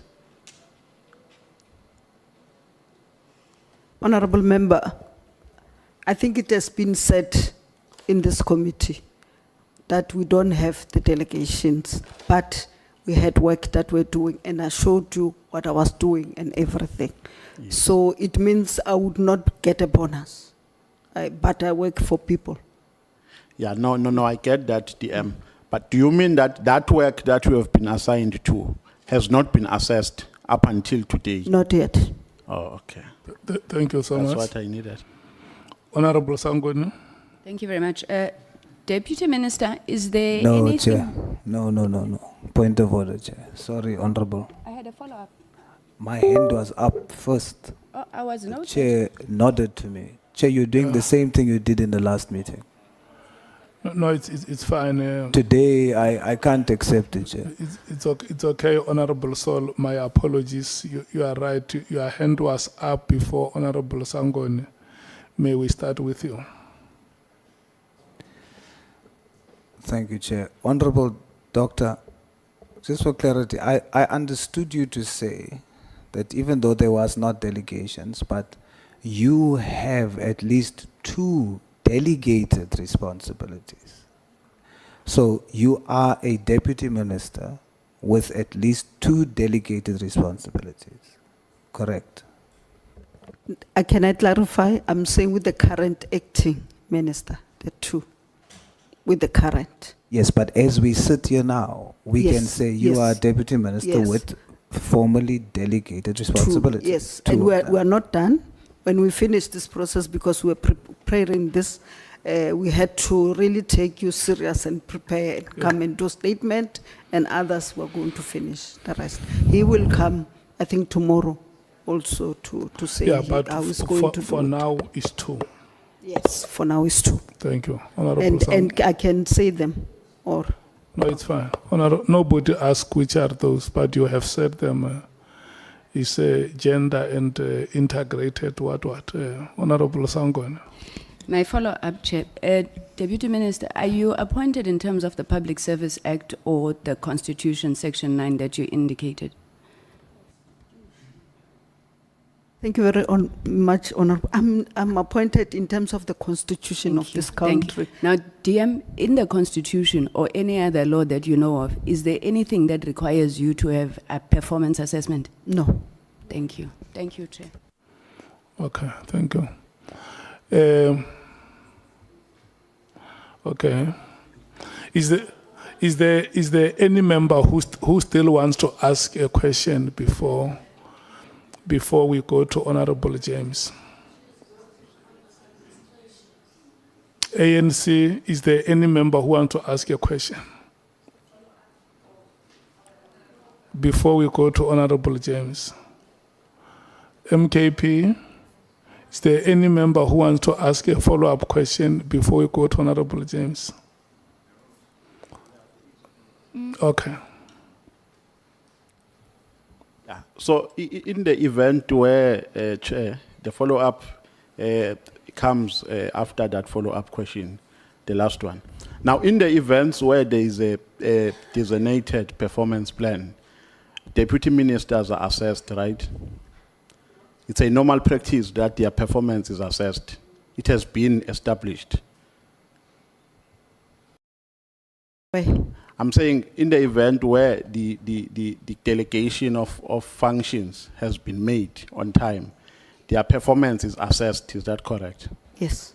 So it's an established protocol that their performance is assessed from time to time. Yes. Thank you. Is there any other follow-up question? Okay. Can we move to Honorable James? It's now 6 minutes to 3. Your time will expire at 10 minutes past 3. Thank you so much, Chair. Good afternoon, DM. DM, do you believe your testimony here today added any value to the mandate of this committee?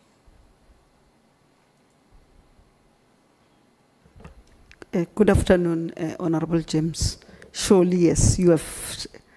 It's just that we are not going through the annexures that are here and all other things.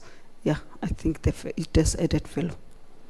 Do you think your testimony adds value towards you sort of justifying that you are keeping busy, or it adds value towards South Africans actually getting to the bottom of this? As I explained, Honorable James, unless if you want me to go back and explain what do I do. Yes, I think it adds value. I was with you, Honorable James, at the court there in terms of the GBVF. Minister, DM, with all due respect, I don't want us to go there today. I want to ask you, are you aware of the fact that Brown Mkhwanazi was attacked in his car? That's what the socials are saying this morning. Are you aware of an incident that took place? I was preparing to come here and I didn't watch TV or social media. I'm just asking because I'm worried. Remember earlier on we spoke about the big fish, and we need to get to the bottom of this. And having you here today, I feel Deputy Minister should have maybe come at the end. We need the likes of Brown Mkhwanazi and those people that is distributing drugs into our communities. Do you agree? I thought in terms of the terms of reference, they point out to you who need to be here and who need to not be here.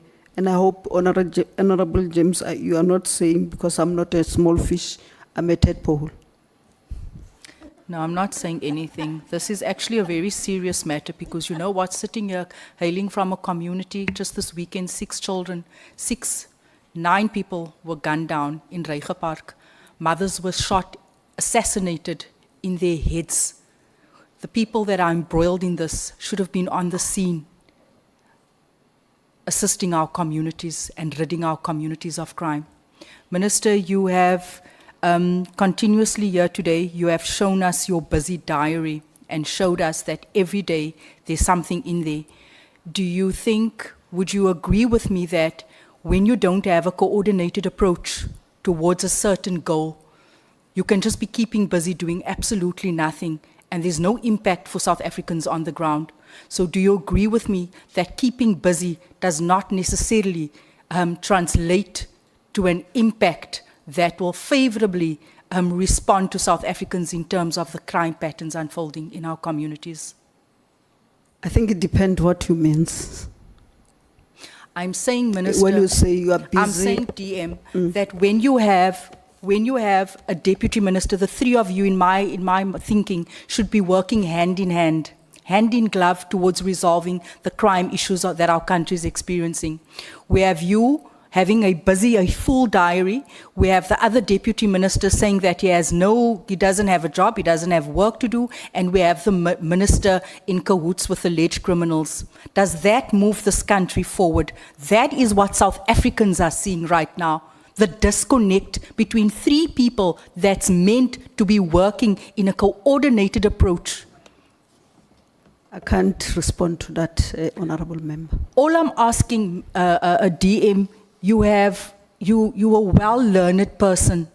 Do you not agree with me as a woman and as a mother, take off your cap as a DM, that we need a coordinated approach and the three of you need to be working hand in glove towards putting an end Yes, I agree to with the you. shootings in the Cape Flats, in Reiger Park, in Eldorado Park, In Mtata. in Tata, Yes. everywhere else in our country. Absolutely. And that is not happening. It's happening. It is not. How do you say it is happening, DM, when the Deputy Minister last week said that he has no duties? You have come here and you've said that you have a full diary. It is not coordinated. It is not towards a certain outcome. That is what I'm trying to show here. Yes, you are keeping busy, no doubt. But it is not serving South Africans. When you don't have a proper plan, you know that that's where the goalposts are. That's where we all need to work towards. You are ultimately failing South Africans by purely keeping busy. I can't answer for another one. You're not answering for another one. I'm just But asking I for said your I opinion. agree with you that we need to operate in a very coordinated manner to deal with the issue. In particular, I said the safety of our communities and also ensuring the sovereignty of our country. Thank you. DM, you know what? It's not rocket science that you have no involvement, really, in the crime that is unfolding within SAPS. That is just might be proven wrong at a later stage, but for where we're at right now. But also, DM, the fact that you have such a big position that carries so much weight, and you see something on social media, and all that worries you is it authentic or is it fake? And you don't probe it, despite feeling uncomfortable, despite having your own opinion. You don't stand up and you say, Minister, are you sure that this is the right step? Are you sure that we should be doing this? And you don't probe, and you just leave it like that. I think I've answered it. The minister have the executive authority. I'm asking it now, DM. I'm asking it. You want me to I need you to answer whether you've answered it before. I am Yes. asking. I need certainty and surety here today that you are the right person, that you are fit for this post, that if ever something comes to your attention and you are uncomfortable, you'll raise your voice in the interest of South Africans. I think I've said it here and gave an example where I have personally stood up and say what need to be said. What was that when you saw that letter? Because in your testimony, I read that you received it on social media, you saw it, and you were sort of satisfied at the fact that the minister verified that, yes, he had penned that letter, and that's where you left it. I didn't say I was satisfied necessarily. I was just saying he confirmed that it was not. And in terms of how I felt, I think the SC asked me how I felt, and I said it how I felt. How did you feel, DM? Because I keep on saying, I'm asking the questions now. Very disappointed. Disappointed. What did you do with that disappointment? Did it translate to any action, tangible sort of action? The issue here, Honorable James, is that the letter was already out. I said it here in the statement, and I'm under oath. I'm talking about the statement that I took oath of. I said by that time, where I could have, and I said it, I could have made an input, and the letter could have been different, but the mere fact that that letter was already out, you know, what was I supposed to do? No, DM, you cannot just fold your hands and say, what was I supposed to do? I'm not folding my hands. I'm busy. It is disappointing to hear that, but I'm going to leave it at that. I seriously don't think that we should have called you at this stage. I don't have any more questions. I'm not going to waste time here today. Thank you. Thank you very much. Thank you, Honorable Tlhopha. Your time expires at 20 minutes past 3. Thank you, Chairperson. I won't take so much time. Good day, Deputy Minister. Good afternoon. A lot of questions have been answered and asked, so I'll be jumping through my questions, so pardon me if it doesn't always come in a uniform way. Deputy Minister, you mentioned that the letter that was circulating was fake. And you said the Minister called you to explain that it wasn't fake, and you did try to explain this, and I did hear you. I just want to ask two parts of a question here. Why did you think it was fake? What brought you to that conclusion that it was most probably fake? And I really need to get more clarity on why did the Minister think that you thought it was fake? Because he called you and had to clarify that specific issue with you. And I would just try to understand the reasonings that you might have for him phoning you out of the blue after not consulting you to actually give the directive in the first place. Why would he feel it necessary to phone you? On your first question, you were saying why the letter was Why fake. did you feel it was Because fake? it What led was you never to that? discussed with us, with me as a deputy minister, and involved the department that I'm deputy minister.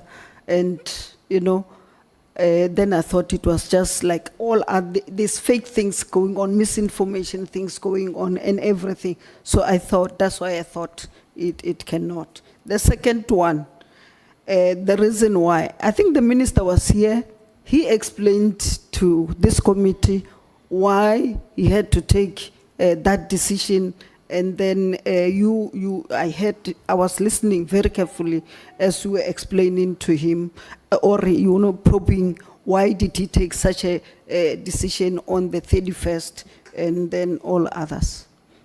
So why he phoned me out of the blue, I think because of how we work, we will normally consult each other. And I think for sure he thought, why are we not asking about the letter? And then maybe that's why he phoned to say, no, it's not a fake, it's me, I've written that letter. So just to clarify, Deputy Minister, you're saying it was important enough for him to consult you that it was fake or not fake, but it was not important enough to consult you to actually execute the decision to send out the letter. Is that what you are saying? I can't say on his behalf, but I'm just saying from me how I felt about it. No problem. Thank you, Deputy Minister. I do take note of the inputs that you've already given on this matter, and you did express that you were very disappointed. And I have to say this because it catches me. You say in your statement that the gap created a lack of reasonable and adequate consultation, and it gave an opportunity for the controversy to erupt. And then you say, well, I would ask that, are you saying Minister Mkhwanazi is directly responsible for the mess we find ourselves in? And I ask this specifically because you must understand, Deputy Minister, this controversy has created a situation where it has brought our portfolios, various portfolios, almost to a snail's pace. And it's taxpayers' money is being spent to fund this whole thing. And so that's why I ask you your opinion on this matter is, do you link Minister Mkhwanazi directly to this mess, as what it alludes to in your statement? Thank you very much, Honorable Member. I don't think the letter is a mess, but I think your formation as the Ad Hoc Committee and going through your TOR is because of that letter. Deputy Minister, you spoke about the the minister acting alone, and he departed from all protocols for dealing with structures created by the IMC. You were not sure if the IMC was receiving reports. I think it's in paragraph 33 of your statement, if I'm correct. Who were the IMCs at the point of disbandment? Who was part of the IMC? And if there were none, who was he meant to consult then, in your view? As I said, before this committee, the former minister, Minister Bekitele, said there was IMC. And then Minister Mkhwanazi came here and said there was no IMC. I said to you, when you serve in the IMC, the president will write you a letter to say you are serving in the IM, because it involves different departments, and then it will give the lead department. So I have not received any letter to serve in the IMC. So that's why I didn't know whether it's there or not. So you're saying you do not know if there's an IMC in place currently? No. So who was he meant to consult if you at this point in time still don't know if there's an IMC in place? Remember this, the IMC that we're talking about consists of the ministers. Yes. And then they say the PKTT then report to the minister, is chaired by the Minister of Police, and then they report to the IMC. And I think there's a reason why they don't report to anybody but the IMC, because maybe of the sensitivity of issues they are dealing with. So there was an IMC in place, Deputy Minister? On the 31st of December, up until that point, was there an IMC in place that the minister could go to? I'm not hearing you. I said, I don't know, because if I was a member, I would have been given a letter, so I don't know. So, Deputy Minister, from December up until now, and we're in November, considering that all of these allegations have been brought to light, it's been televised, it's in the Nhlanhla Commission, have you not found an opportunity to go find out if an IMC then in fact exists? I did, and I did not get any satisfactory answer. I will leave it there, Deputy. You hold two very critical views. The first, you write in your witness statements, I think it's paragraph 40 and 41, on the view both the Minister and the National Commissioner should engage regular consultations and engagements on matters concerning the department. You then go on to a second critical functionary should be also take each other into confidence on matters that have dire impact on the efficiency and effective functioning of the police service. Those are your two parts, and they are very, very strong views, but they read very much like criticism of what didn't happen.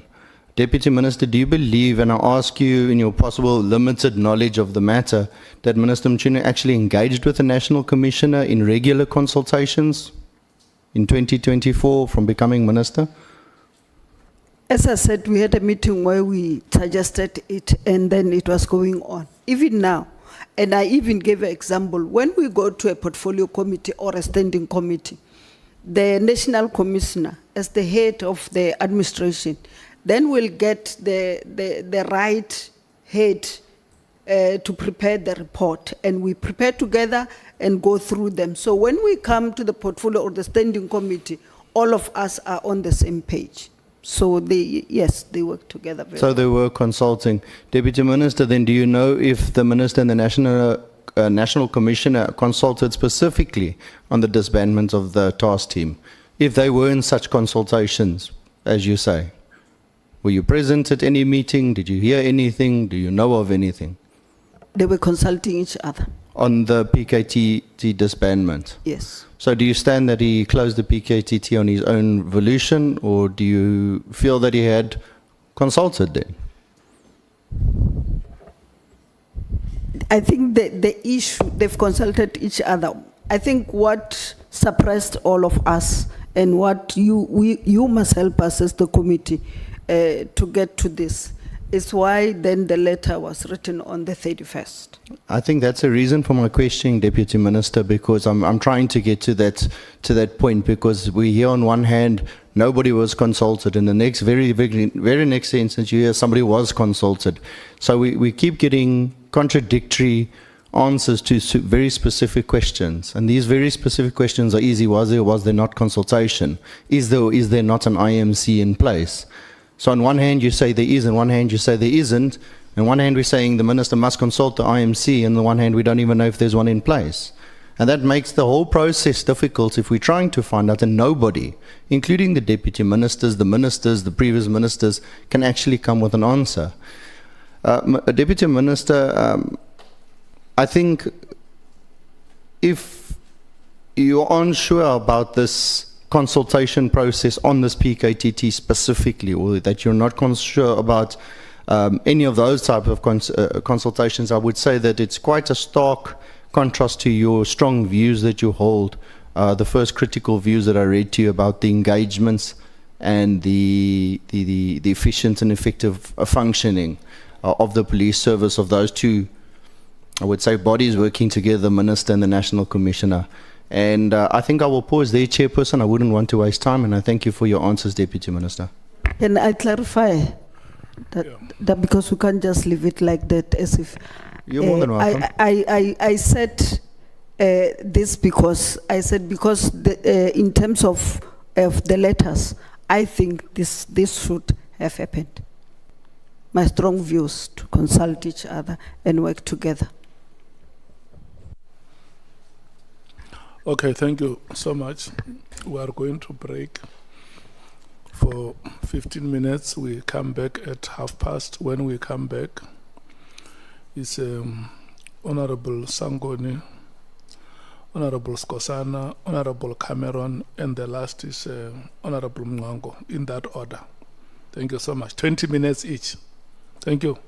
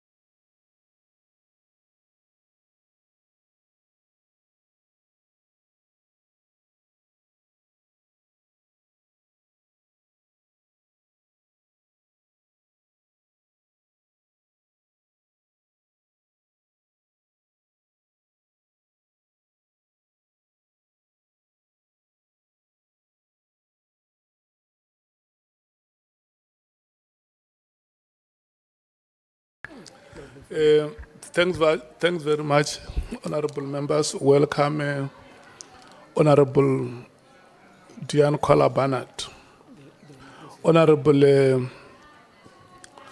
Tulani Kamede from the MKP. Good afternoon.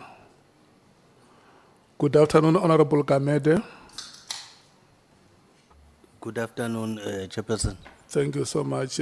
We welcome you here to our proceedings. It is an established practice here that as and when honorable members come to join us, we introduce them for the South African public to know that you support us, you know the work that we are doing. We are doing it in the name and on behalf of Parliament and for the people of the Republic. We want to thank you so much for your time to be here with us. Welcome, Dr. Boshielo, SP, Honorable Deputy Minister of Police. The first speaker after the break, I said, is Honorable Sangoni. 31 minutes after 15 hours, 51 minutes after 15 hours, your time expires. Thank The you. clock starts now. Thank you very much, Chairperson. Let me greet you again, Deputy Minister. Deputy Minister, this committee has spent a lot of time on this issue of deputy ministers. I'm not sure its relevance to our terms of reference, but I want to come back to it. DM, I'm going to speak about things that are in my knowledge, that I know them for a fact, and then just ask you some questions afterwards.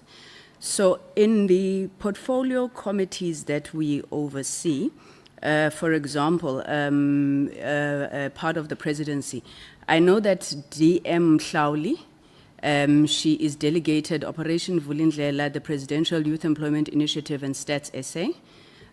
Deputy Minister Morolong is delegated the GCIS, Brand South African MDDA. In international relations, Deputy Minister Moraga, she is allocated Africa and the Middle East. And Deputy Minister Bottas is allocated South America and Australasia. Now, in your opinion, DM, do you think that these functions that are delegated to these deputy ministers are important? Thank you very much, Honorable Sangoni. Yes, it is very important, like I said before, when I explain what our rules are. And I want to also say to you, the characters might not be the same. I'm just saying this for the record. So it does not mean that if DM Mathale were not able to articulate some of the things, he's not doing anything.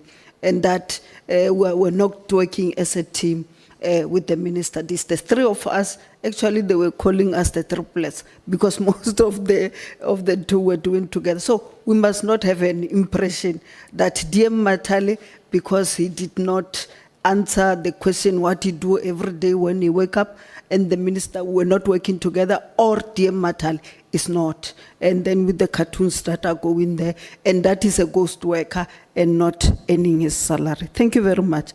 As I said, honorable member, it's in terms of the constitution. And as I said also, other deputy ministers, they have, it's not this ones, they have the delegations. I think you reached a place where you sit down and discuss this issue and be comfortable with each other, and then the strength. Like I'm giving my own example that the minister saw my doctorate on technology and then just gave me the technology for me to go and address the international platform on technology, because I knew what I was all about. So they have the delegation, and it is important for them to do that. And also as I explained to you, subs is not subs only. Wait, I'm coming to that, Okay. DM. All right. So while you have this problem of not being delegated, and maybe some other deputy ministers, it's not across the board that not everybody has delegations, okay? Oh. And I know that's correct, because also in our portfolio committee, DM Gungubele is delegated artificial intelligence, cybersecurity, digital skills, commitments on the African continent, the Post Office, the Post Bank, NEMISA, the Film Publication Board, and .ZEDNA.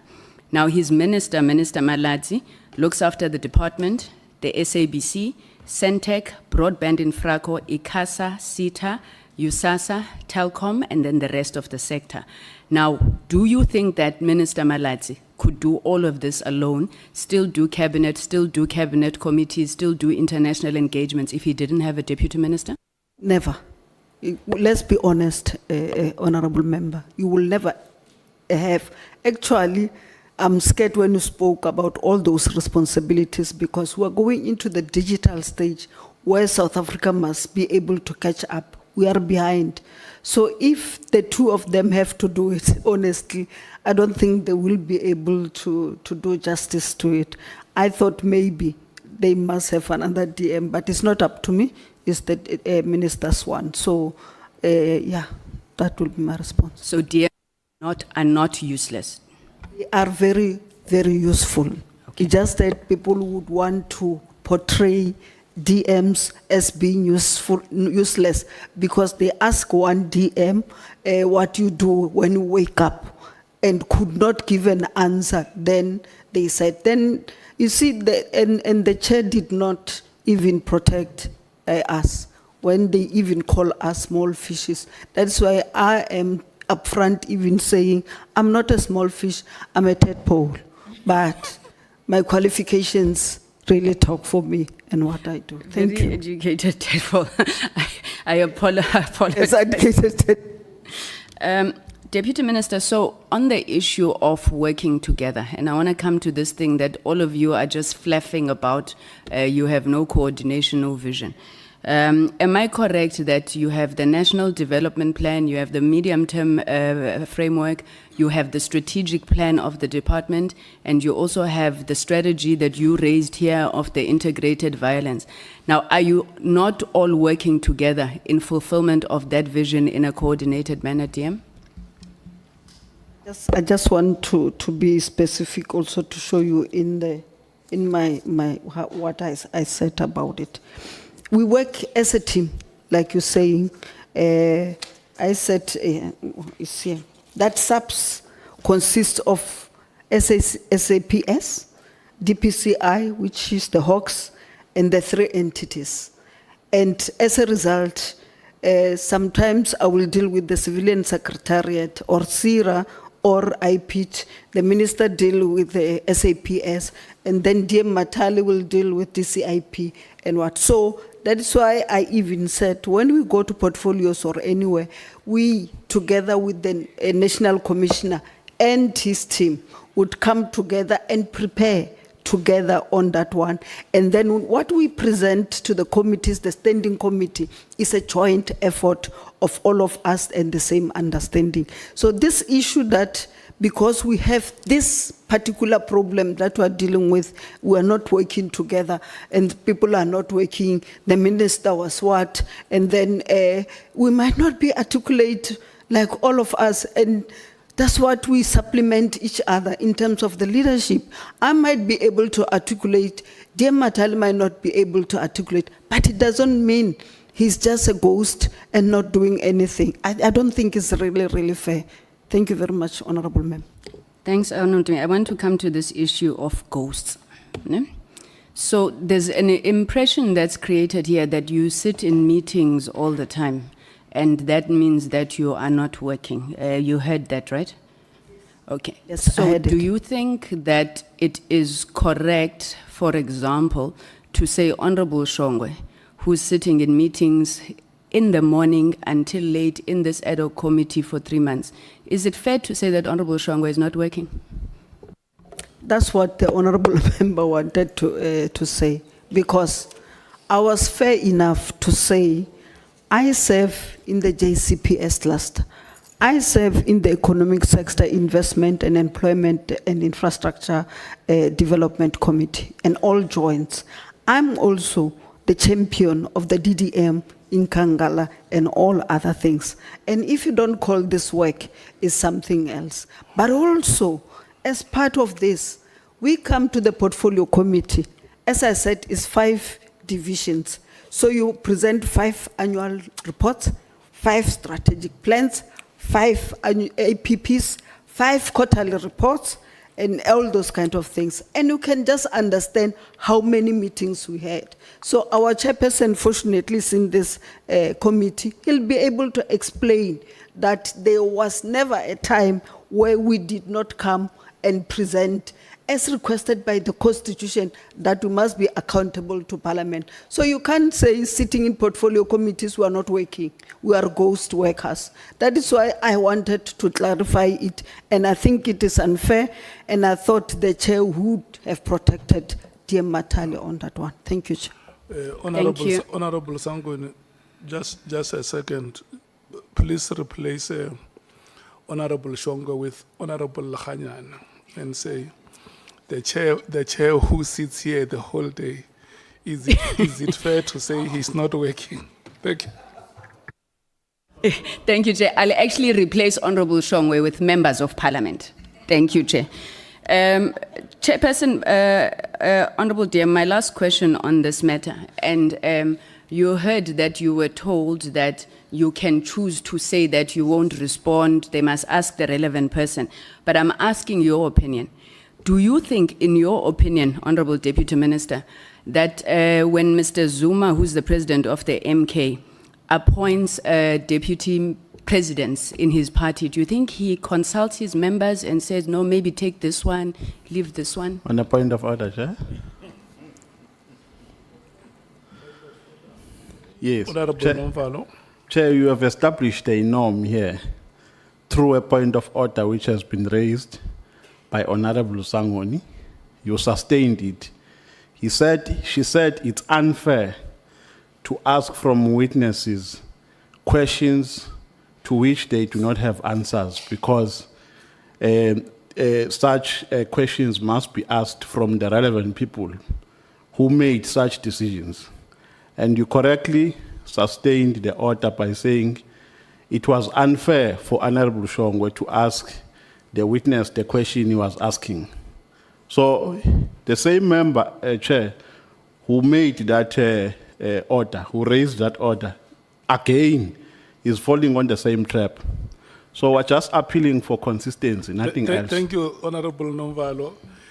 You heard me correctly, and I'm happy that you say the order was correctly sustained, and this order is equally correctly sustained. Thank you. No, I thought you had a counter, so, but thank you. If it's sustained, Chair, I will withdraw the question about whether Mr. Zuma consults his party members when appointing deputy presidents. But then, so would you think that the question that was asked to you about whether President Ramaphosa should have asked you that no, take from one of us, was that a fair question? It was unfair because in terms of the Constitution, which I think all of us should be our Bible as lawmakers, is that it gives the president the power to appoint cabinet members and deputy ministers among the members in the National Assembly, but also goes further to say he can appoint 2 ministers, not more than 2 ministers, and not more than 2 deputy ministers from outside the National Assembly. I thought we are lawmakers, they are obvious we do. So they give him that power.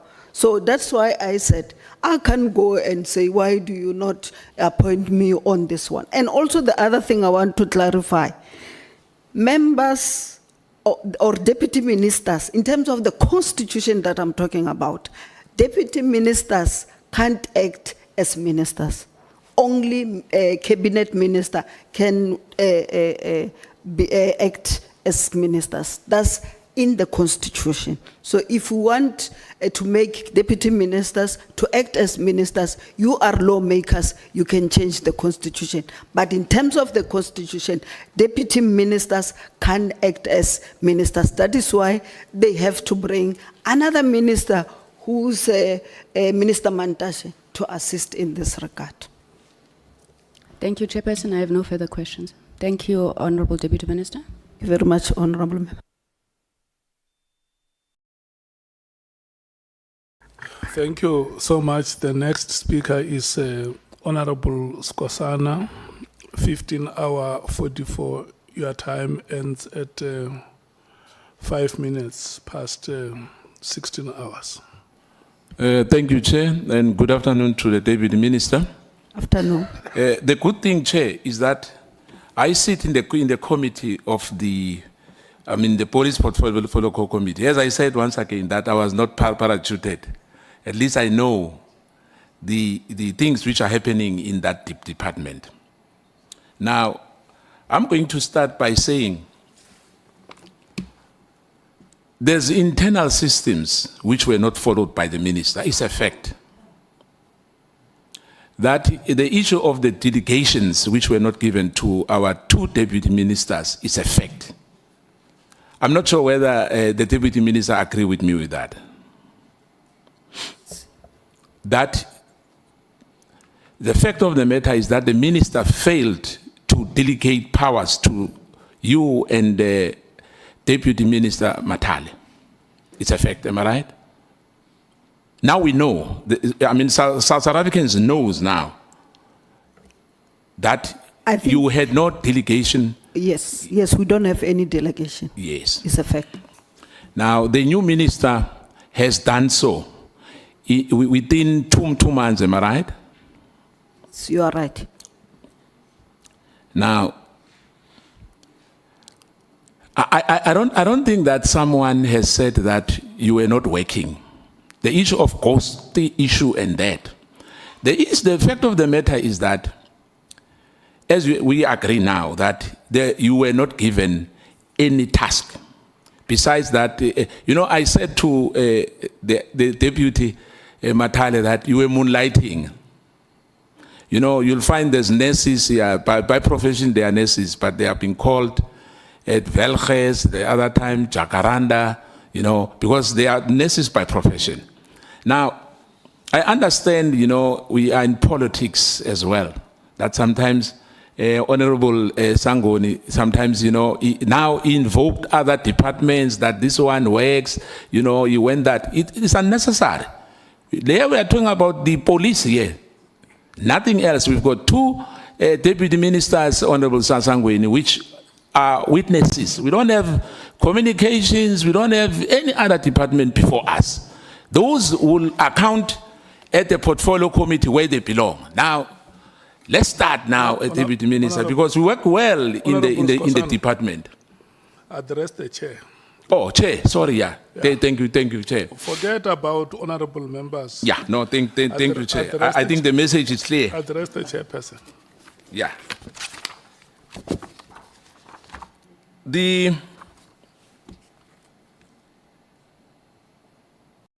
There was a question here which I'm going to pose to you. Have you ever spoken to General Mkhwanazi before the 6th or after the 6th?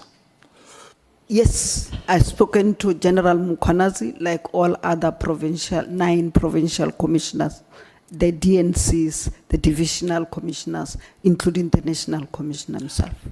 Yeah, I'm talking about regarding the matter of the PKTT. Have you ever spoken to him about that? No. After the 6th, you never spoken to him? No. Because he mentioned that there was a minister, a deputy minister, but he didn't mention who, whether it's you or it's he never said Dr. Boshielo or Deputy Minister Mathale.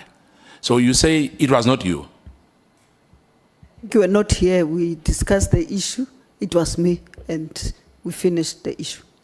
Yeah, maybe I was not in here. Yes, but you were not in, but, yeah, the SC asked me at length what happened and then how, and then responded and everything.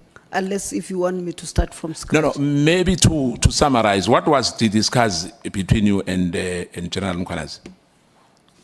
We normally discuss work, and we also took pictures. You can't believe. One, I went to Ulundi for the pass out of students there, and then with Dr. Libya when he was still in the DPCI, and then he was the host. And then you know how we do the pass out parade. You go together, with them and everything. I could say that everything was organized perfectly and well and worked very well. Also, we went there when we were launching our national safety plan that we are implementing now in all the provinces, and then we were warmly welcomed by him. But also, as we meet in the MINMEC and also Board of Committees meeting, so we'll have a chat. And I must say, you know, that guy is very brilliant. The way we exchange issues and ideas, you know, I think it's very good. Let me touch the issue of the Constitution because you have touched it now. When you say it's a prerogative right of the president to appoint whoever he wants to appoint, or if she was a she had all the right to appoint what action allows him or her to do that. Am I right? To appoint the president? No, I'm saying the president. He has a right to appoint whoever he wants. Am I right? As a deputy minister, as a minister as well. Yes, sir. But you know that in this country we have a case where some of people make a joke to say there was a 3-day minister. That right was not implemented. We are aware of that. That the president has appointed someone. Honorable member, I've been a member. This is my third term as Yes. as a member of parliament. Yes, I was there. The president had the right to appoint whoever he wanted to, which he did appoint that minister. And I don't know what changed his mind, but he still have the right to dismiss. If you look at the Constitution, it even give him the right to appoint, but also give him the right to dismiss. So I don't see anything wrong with what the president did. No, there was something wrong. It was not the wish of the president. It was not the wish of the president, remember. But let's pass that. But I just wanted to narrate on that it's not a cast in a stone because it's in a constitution, therefore. And the issue that you did not approach the president, that you should be the one who's appointed to the minister of police. I understand that. But why we said that, as Mkhonto we said that when Nhlanhla was promoted, we thought it would have been proper, though we can't dictate to the president. But no, wait. Maybe, Chair. Wait. Can I ask something? Yes. Before you continue, Chair. Maybe for your protection, is it the Ad Hoc Committee or is it MKP that you are answering to? Honorable Deputy Minister, what is the question? Is it answer in terms of the MKP or the Ad Hoc Committee? Because the honorable member who's asking me say, in terms of Mkhonto Wesiso party? No, I didn't say so, Minister. You did? No. I said, as Mkhonto Wesiso, the question was... Okay, let's do this. Yeah. May you please restate your question so that we don't have delays. Thank you. Yeah. Let me say this. The question that you asked is cancelled. We yeah, give you. I want to be consistent as well, Chair, because Sangweni said the ANC. Honorable Sangoni. Honorable Sangweni, yes. But that is main. Sangoni. Sangoni. And the Deputy Minister did not reject that. But be that as it may, let's pass that. I'm not going to be petty, Chair. You know, let's pass that. But I'm just saying that. I can clarify, Chair, if I'm allowed. No. I said the question is cancelled. So yeah, okay. We start on a clean slate. Let's allow him to now forget that question because it may distract your chain of thought. Yeah. Thank you. Now, we know now, as we sit here, that we have a problem in the South African Police Service, especially in the top management. As we sit here, things are happening.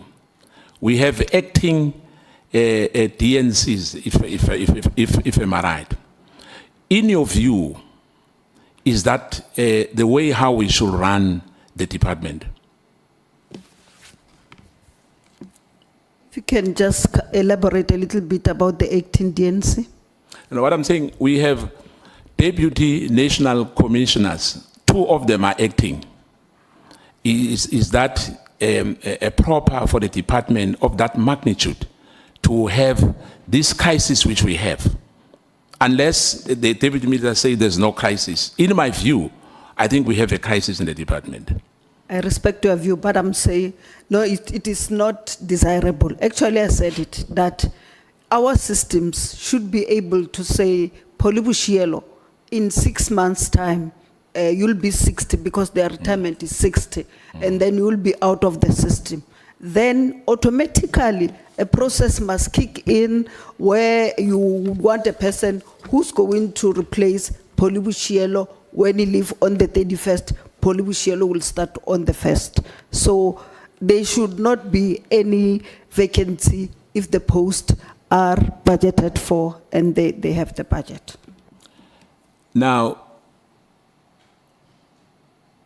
the most, let me rephrase it like this. We are sitting here because of what General Mkhwanazi has alerted the country about what is happening in the police service. Am I right? Yes, sir. You know, it's in fact, I must say this, that perhaps in the future of what exactly is happening here, we must try to avoid and you know, the issue of the participation in this Ad Hoc Committee, because some of us, as we worked, you know, in the portfolio committee, we know exactly what happened because we started in the beginning with you. So we know exactly what is happening, what are your challenges as well. And remember, we want to help. We don't just come in here and want to criticize. We want to help because this affects, you know, the crime in this country. You know, we've got drug problems in this country. We've got killings as we sit here. You know, Honorable James already said that in Rechere Park, I think yesterday, 6 people were gunned down. In Cape Town, it's like a song. And we know that we won't be able to have policemen and women in each and every street in this country. We know that we still have vacancies as well which have to be filled, both in the detective service and in other criminal intelligence, VISP, and others.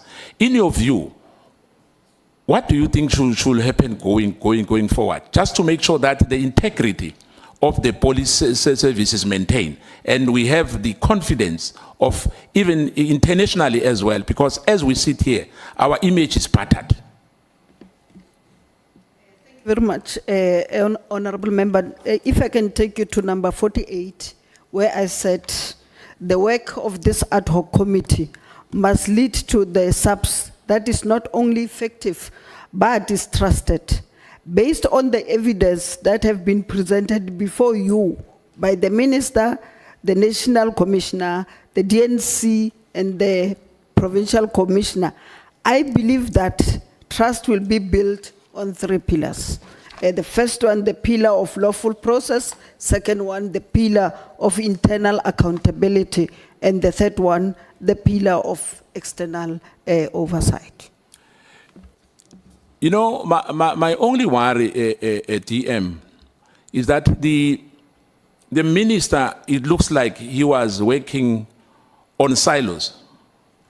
The issue of the IMC, that if I heard you well, he never discussed anything with you that this PKT team, it was not only for our department, you know, the police department. There was other ministerial, I'll put it like that, to say there were other ministers as well.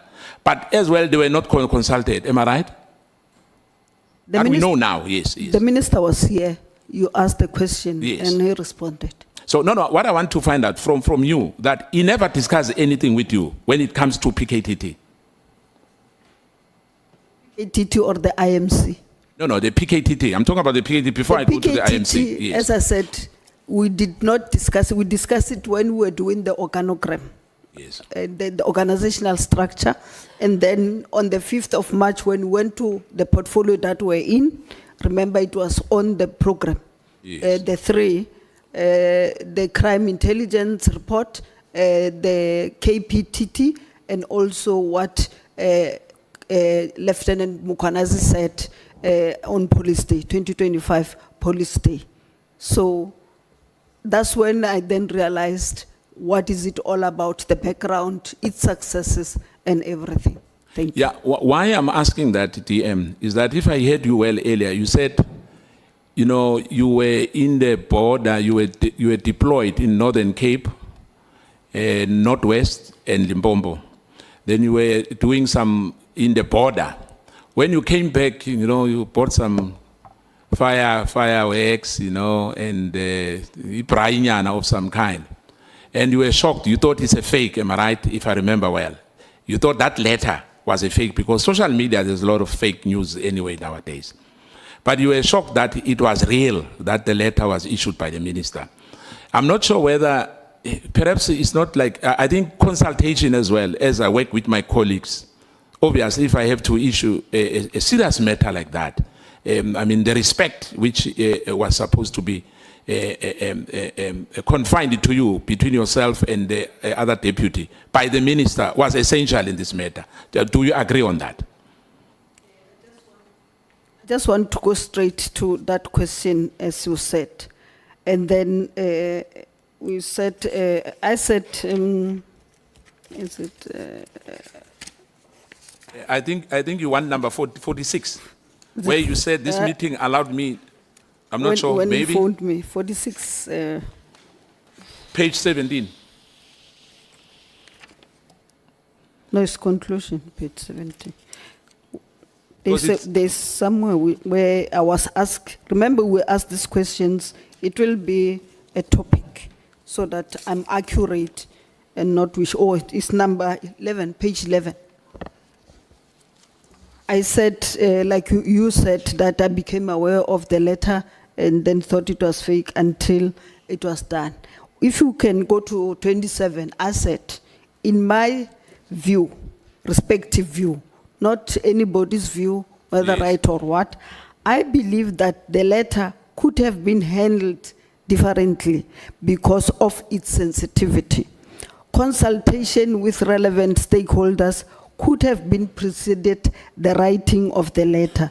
The gap created by the lack of reasonable and adequate consultation gave the opportunity for the controversy for this controversy to erupt. And I think there's one honorable member who asked me, what do I mean by relevant stakeholders? And then I listed them. Yeah, and quite frankly, it was really distasteful, to say the least, that Brown Mkhwanazi knew so many things which are happening in the department, which you were not privy to. Am I right? Actually, I don't even know Brown Mkhwanazi.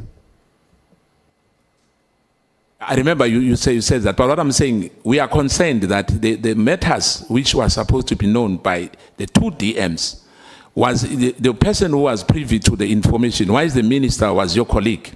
You didn't know about that, but Brown Mkhwanazi knew about these issues. Some other issues of the department. I think that's what maybe at the end of this process, you would have the evidence. For sure, you'll call him to come and answer for himself too. You can't take one side of the story. And then after you have that, maybe when you come to that conclusion, you'll be able to give us the report. Thank you.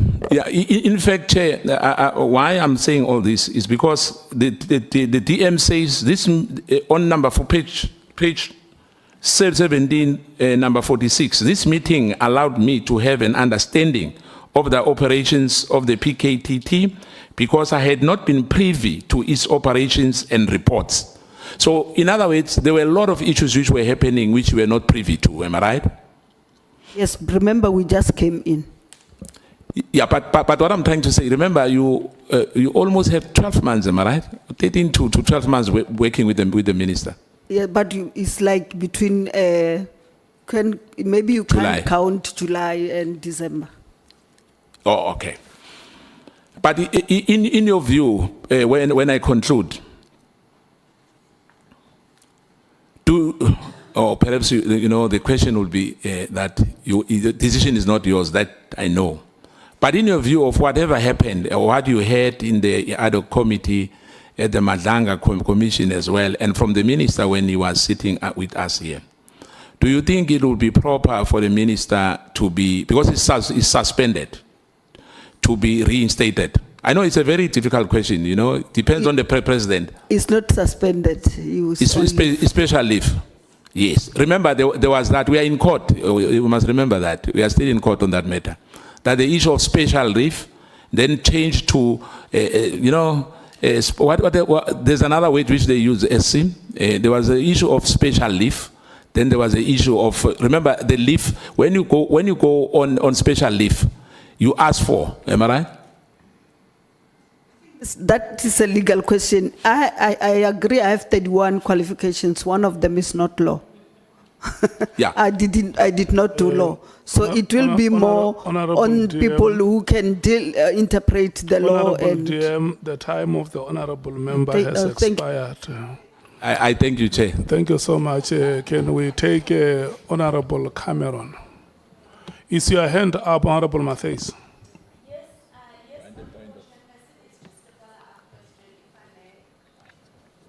You are allowed. How much time would I have? I'm joking. Honorable Skosana, may you please Dr. switch. DM, we clear about the message that you received and that you were the deputy minister that was part of that message that Lieutenant General Mkhwanazi spoke to us about. You've indicated that you have a good working relationship with him. Did the two of you engage about who this deputy minister is? Because when he came before us, he didn't know who was the deputy minister who was part of the messages that went about. He did not know. As I've explained to you, when we deal with this issue at this level of the executive, you're not necessarily personal. You get a tape from the DNC, a concerning one, that there's this thing. What you do then, you go to the National Commissioner as the head of the administration and say, Commissioner, there's this thing. And then that's how it came in. So we never discussed this thing. So I wasn't asking in the sense of you reporting to him, but I'm sure you listened to his testimony here, and he said he spoke about a deputy minister that received a message. So I'm talking about after that, did you have an engagement with him? No, I did not, Okay, because he was fine. not addressing me, he was addressing you. And I don't know why he didn't say DM Boshielo. Okay. So you think he knew? I don't You know. don't I know. can't, Okay. I can't talk. Thank you. Thank you, Chair. Thank you so much, Honorable Sangun. DM, why do you think General Sibiya sent this message to you, specifically you? Why not the other ANC DM Mathale? Why you? I don't know whether he sent to me only, because as I said, the message were not all only from him, it was forwarded. It's that one that forwarded many times. It's just that for me, it concerned me when he said, I must be careful, they might be backing my phones and emails and what. And then that's when I then said to, we spoke first with the National Commissioner after, and then I said, National Commissioner, I'm surprised, what is this? Then that's what happened. Thank you. Thank you so much, Honorable Sangun. Thank you so much, Honorable Mathale. Thank you so much, Honorable Deputy Minister.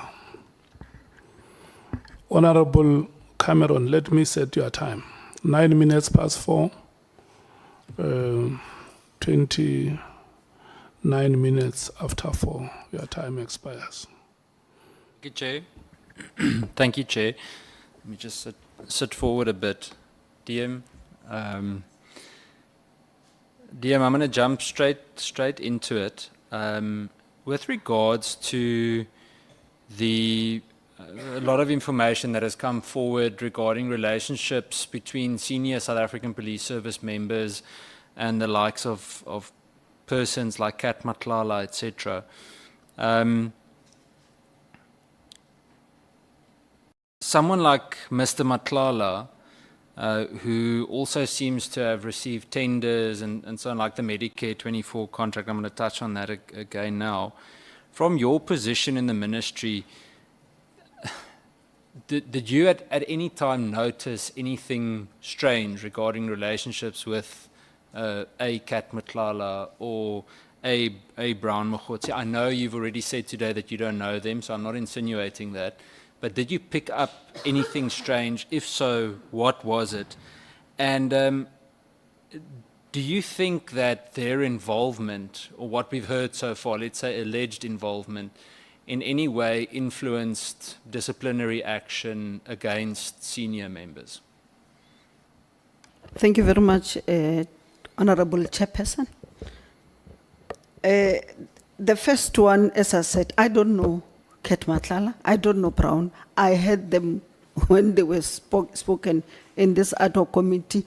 Obviously, I went and Googled them and watched what, is natural to say what you are dealing with. But in terms of the tender, the minister raised a concern about this tender in December. And I must say, I did not understand because we don't get involved in tenders as deputy ministers or as ministers. It's the accounting office. So I don't know what tender is there or what. So I was surprised when the minister raised a concern about this tender. Then he called a meeting convened by the National Commissioner and people who were dealing with supply chain management and also the CFO. And he then asked them what process did they go through, and he doesn't think it was fairly awarded. And then they must go back and check, and then we'll have another meeting. He gave them, I think, 4 days. They went back. When they came back, they then confirmed that they went through the process and these people qualify. Then he insisted that they don't qualify, the tender must be cancelled. And then I remember the administration then raised a question to say, but they are finishing to assess the students that are supposed to go to college in January, so it will disturb them. Can they currently finish the one that were there, and then they will then get into the issue, which he agreed. And then they went and investigated, and the National Commissioner then cancelled the tender. I think when he was in this committee, he even thanked the minister for that. Thank you. Thank you, DM. In terms of your oversight role as a deputy minister, let's say the ministry broadly, do you think that SAPS has adequate mechanisms to detect or prevent outside individuals like Mr. Nhlanhla, even Mr. Mkhwanazi, from exerting influence over procurement, appointments, and investigations? The reason I asked this, so yesterday in the Portfolio Committee, we had a whole discussion about supply chain. Now, we've mentioned it before in the Ad Hoc Committee as well, but if you look at the material irregularities that were found by the Auditor General, I think it's a 140% increase from the previous financial year. And I think there's 2.5 billion rands worth of irregular expenditure from previous years that hasn't been recovered yet. What I want to know is are the relevant mechanisms in place? Because the answer that was given by Lieutenant General Fani yesterday, I remember Honorable James started laughing when he answered. He said that unfortunately it sometimes happens that people that are on the bid committees are not competent, but he's the one that chooses them. So my answer to him was, but General, how do you say that? Because it cannot be that for a 360 million rand contract we don't have someone competent, deciding over that bid. So tell us, what do you think about the mechanisms in place?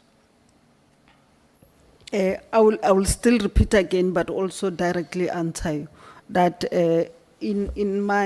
on 443.2, I said the pillar that we need to improve is the pillar of internal accountability.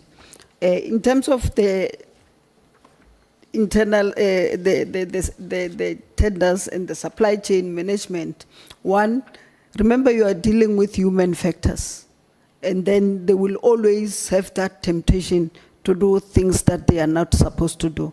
That is why I'm proposing that we digitize or go online so that we are able to trace what is going on and then be able to take irregularities just in time.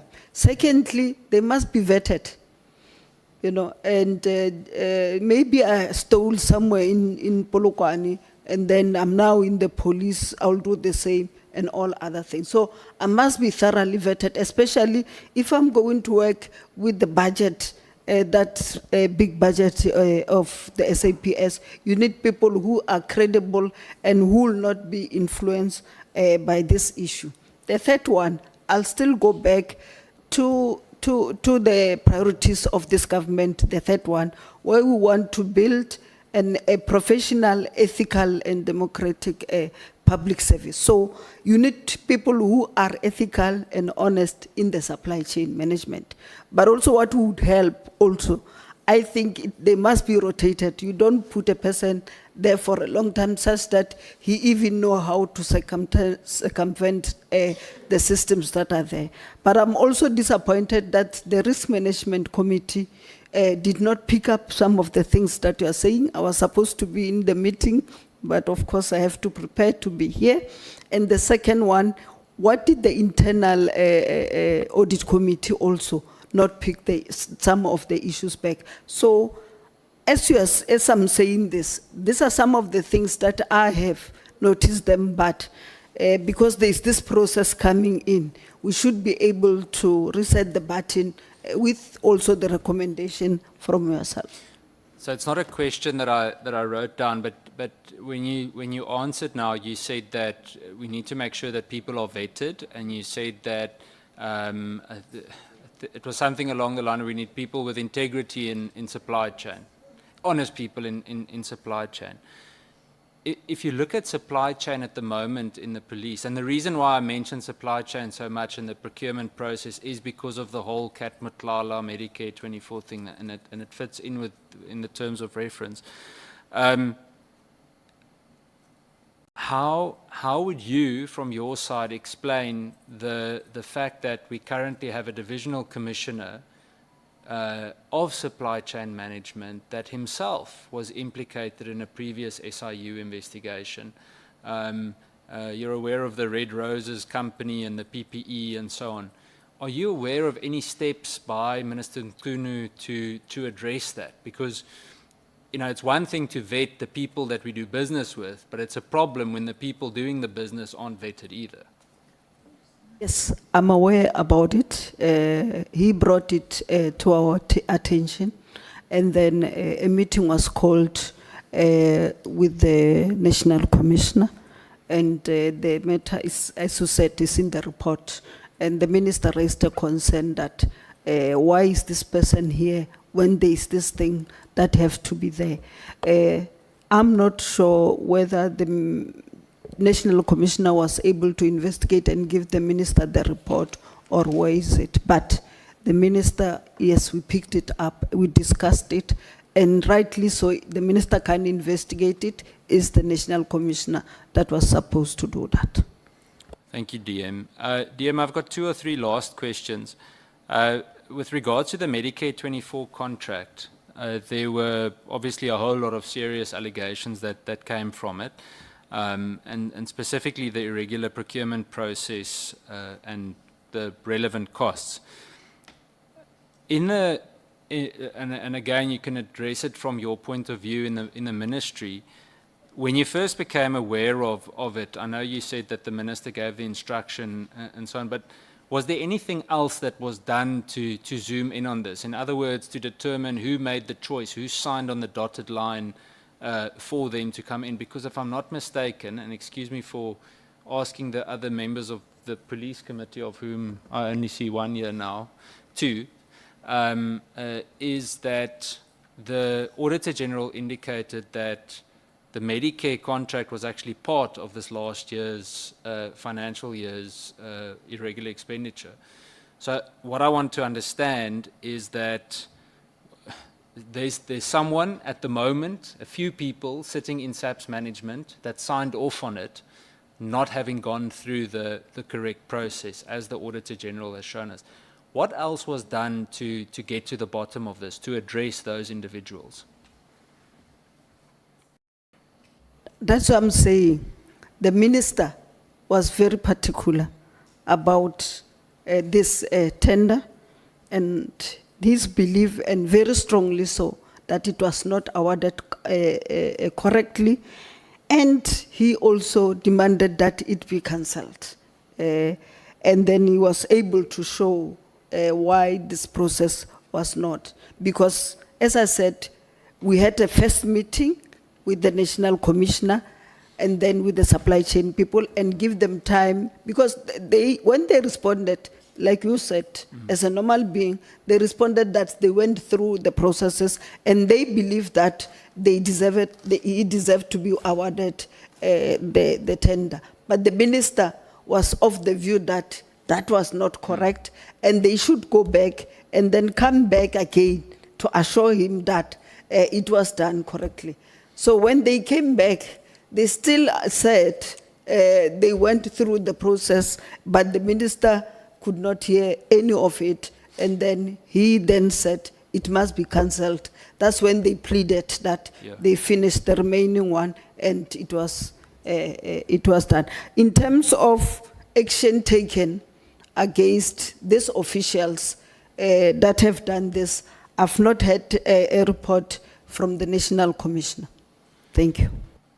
So I think that's what I was getting at, is that I want to understand who was fired or who is going to be fired. So that's the thing. And we'll ask the same to Acting Minister Cachalia too. But I think that's what we want to get to. We want to see heads roll for that, because that's not a mistake. The Medicare 24, and I think it's important for the record, Chair, especially when it comes to the people from procurement from SAPS, not the ministry so much, is that the Medicare 24 contract wasn't a minor oversight or a mistake. It was blatant corruption. People saw an opportunity to steal money from the state. They pushed it through in order to enrich themselves. It's that simple. So I think by the end of this, even before the Ad Hoc Committee ends, we should have already seen people being fired for stealing tax money.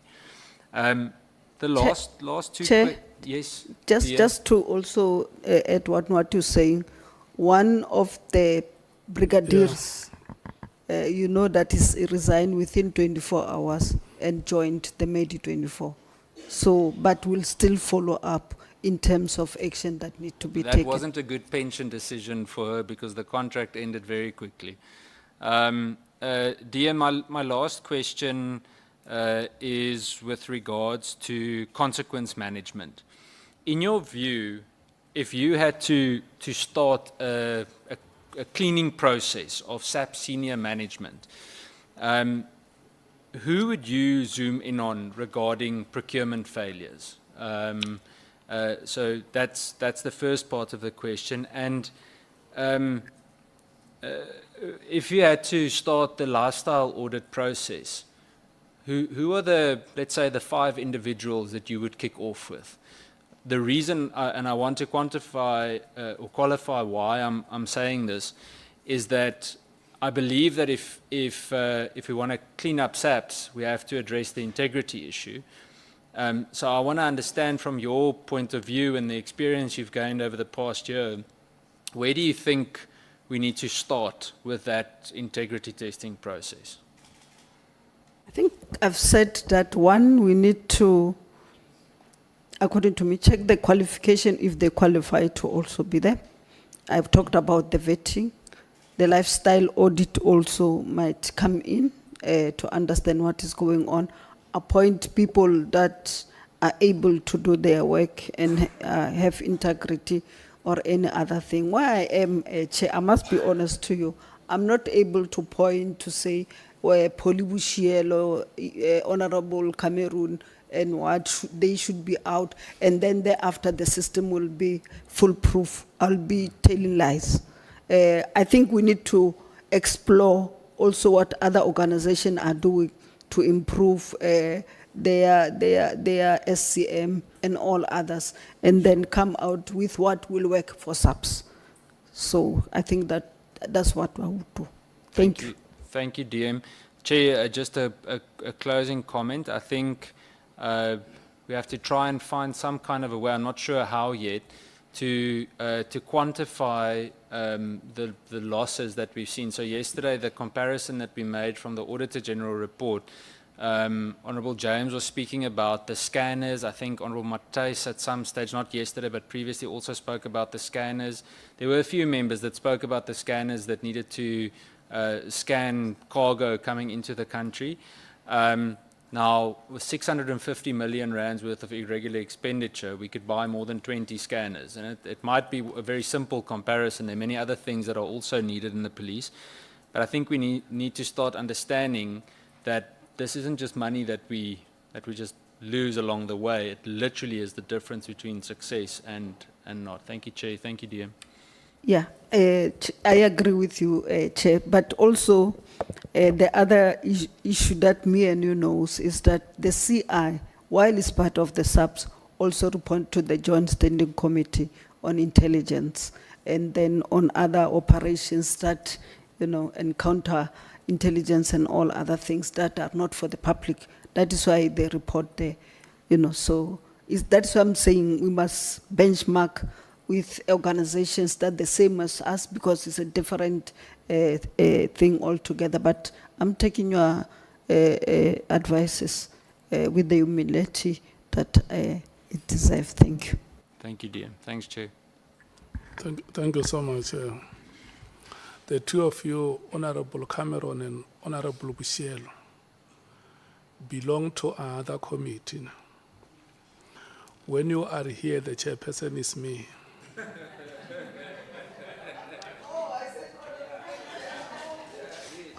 Because Chair, I'm very sorry. I apologize. When you keep on saying chair, I become alive, but I see you are looking at him. You should have started a point of order, Chair. I'm so sorry, Chair. I'm so sorry, No, Chair. it's just a light matter. Correct, you're correct. You are the Chair. Yeah. To worry about. Let's hear Honorable Mathale. Thank you, Honourable Chair. Just to follow up, on the meeting, you said that the Minister called to get a briefing on the Medicare tender. So it's a bit confusing, Dr. DM, because at one point the Ministry doesn't get involved in tenders, and then the Minister is calling for a briefing on how this tender was how it was procured, or how the process that it went through. Was it the only tender that the Minister asked for a briefing on for the accounting officer to explain the process in awarding it? Yes. So he gave them 4 days to go. They came back and they still presented that this thing was proper. So during Yes. okay, so what I'm trying to work out is that how did the Minister know that it was done? Because if he's only... But you were part of the meeting. Yeah, but he did not say, you asked me why did he, the reasons why he did it. But he was very strong in terms of it being cancelled. But he didn't give reasons why. He was He just gave saying it to the wasn't- National Commissioner. Oh, not, it wasn't part of, you are not part of that meeting. Okay, that's understood. Thank you. Thank you, dear. Honorable Skosana, are you fine? No, Chair, when I raised my hand, I just wanted to say to the DM that our chair is not a chair here today. So you already pick it up. Thank you. Because the two of you are here, you are intimidating Honorable Pangazita. Thank you, Honorable Chairperson. Good afternoon, Honorable Deputy Minister. Afternoon, Honorable Mkhwanazi. Well, a lot of questions actually have already been asked, and you have responded to them. So I honestly am not going to spend time asking you questions that have already been asked. However, I'm interested to know how often did you have meetings with your minister as deputy ministers, something like executive meetings where you would actually get even debriefings from the minister and or the national commissioner? I think we had meeting, but not necessarily a formal meeting where, you know, it's prepared and then there's an agenda and then you can get a thing or whatever. But what was consistent was the meeting between the ministry and the top management of the department. In those impromptu meetings, if I may actually describe them like that, the issue of the minister's intention to disband PKTT never arose. It arose when we were discussing, as I said earlier, maybe because you came a little bit late, when we were discussing the organizational structure, and then it came up and we discussed about it. Thank you, Deputy Minister. You have already said that the minister had not actually assigned any roles and responsibilities to you, but were you able to inform the president who had actually appointed you that, look, Mr. President, you have appointed us, but we still have no roles and responsibilities, and therefore we would not be able to actually report on our performance because we have yet to be assigned any roles? As I answered earlier, we raised the issue with the minister himself. So we have not reached a point where we had to really go to the president and raise the issue. Thank you.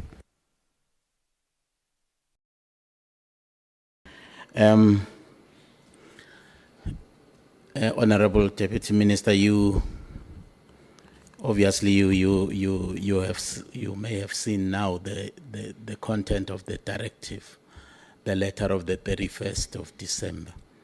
I don't want to ask your impressions about the directive because you have already stated that in the evidence that you have presented. But I'm interested to just suss your brains on the issue of the use of the term immediately. What is your view on that? What does it mean to you? Thank you. Thank you very much, Honorable Member. I'm just laughing because English is my fourth language. It's Spedi, Stonga, and Shivenda, and then English. I might not be able to understand, but from the basic that I know, immediately is now. Now, as I'm talking to you now, if I say stand up immediately, yes. Thank you very much. Certainly not next week. Not even after 10 minutes. I said now, and you did. And thank you very much for following the instruction.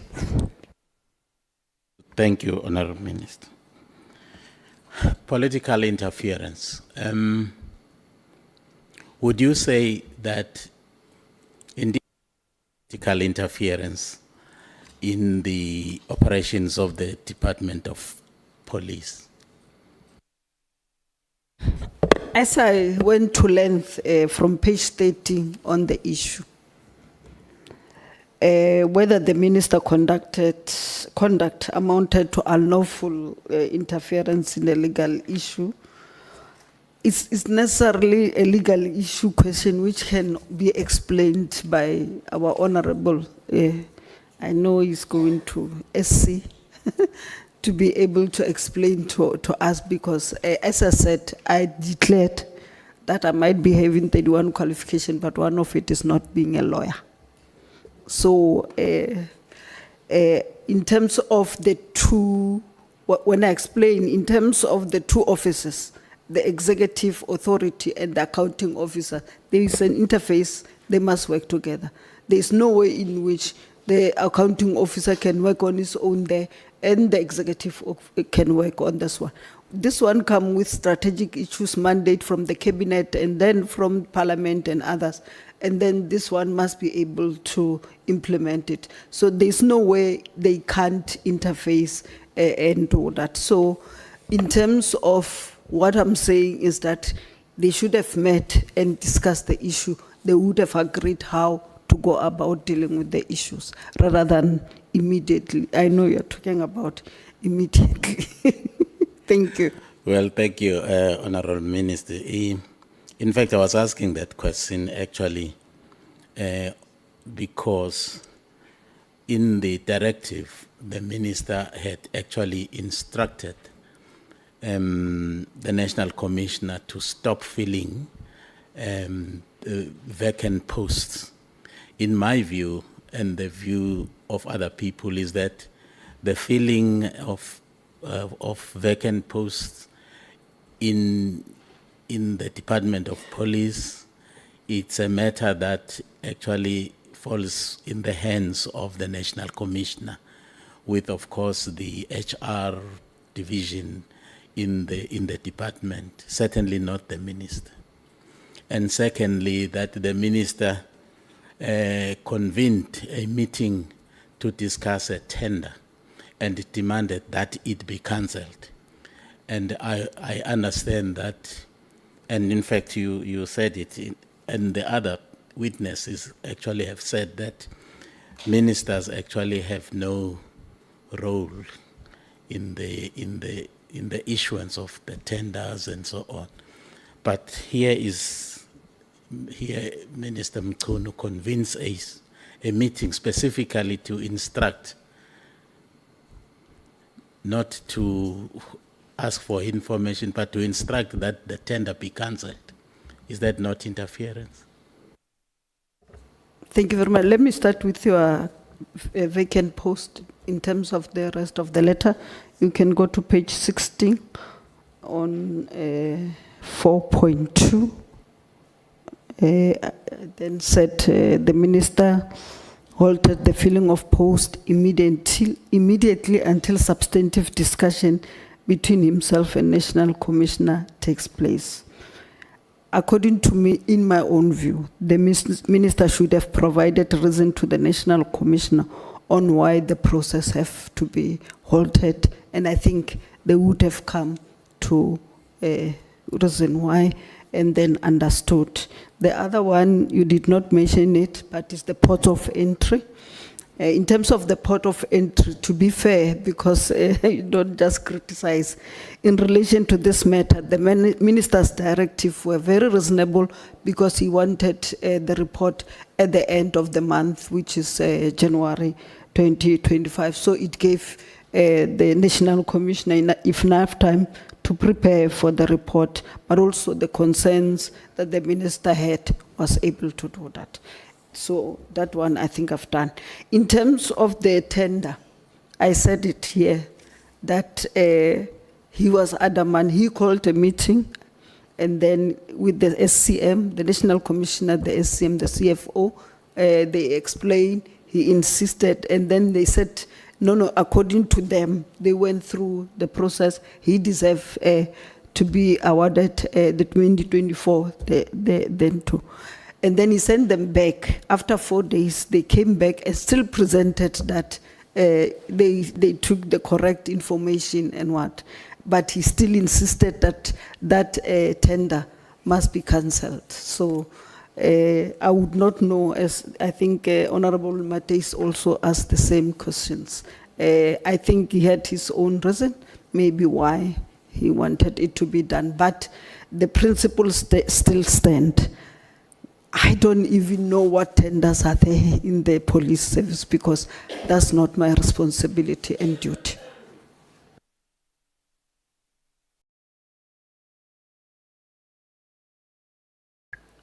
You want to allow him to ask on your behalf. Or me? No. He wants to make a follow-up. Let's allow him to come in. Honorable Nombal. Yeah, no, thank you, Chair. The information that was brought before this committee is that there was an instruction by the minister to the National Commissioner in relation to the tender to appoint the internal audit. And then the tender was cancelled as a result of findings and recommendations that were made by the internal audit. Are you aware of that? I think I answered that he had that conversation with the National Commissioner, and I think they dealt with the matter. And then the National Commissioner told this committee that he cancelled the tender and thanked the minister very much for bringing to it attention. Yeah, no, because what I wanted to establish is, was a cancellation as a result of the influence by the audit report, or it was a unilateral decision taken by the minister after considering all the concerns that were surrounding the contract? That's what I'm saying. When they agreed with the National Commissioner, maybe they agreed on that process, because if the tender was actually cancelled after 4 or 5 months, not immediately. No, cancelled immediately. It was after 5 months. So they agreed on that process that we're talking about. Honorable TM, there is a worrying coincidence here. Things are happening in December. The meeting that cancels the tender is in December. The letter that disbands PKTT is in December. The meeting between Mr. Nhlanhla and the former minister, Cele, is on the 6th of December. At that meeting, Mr. Nhlanhla informs the former minister, Mr. Cele, that he has actually been awarded a tender of 350 or 360 million rand, and that there are strings attached to that tender, namely that he is expected to finance the campaign activities of a particular candidate to the presidency of a particular party. And that he was expressly told not to ever talk to Mr. Cele and Mr. Zuma too. Then it would appear that the information actually leaked,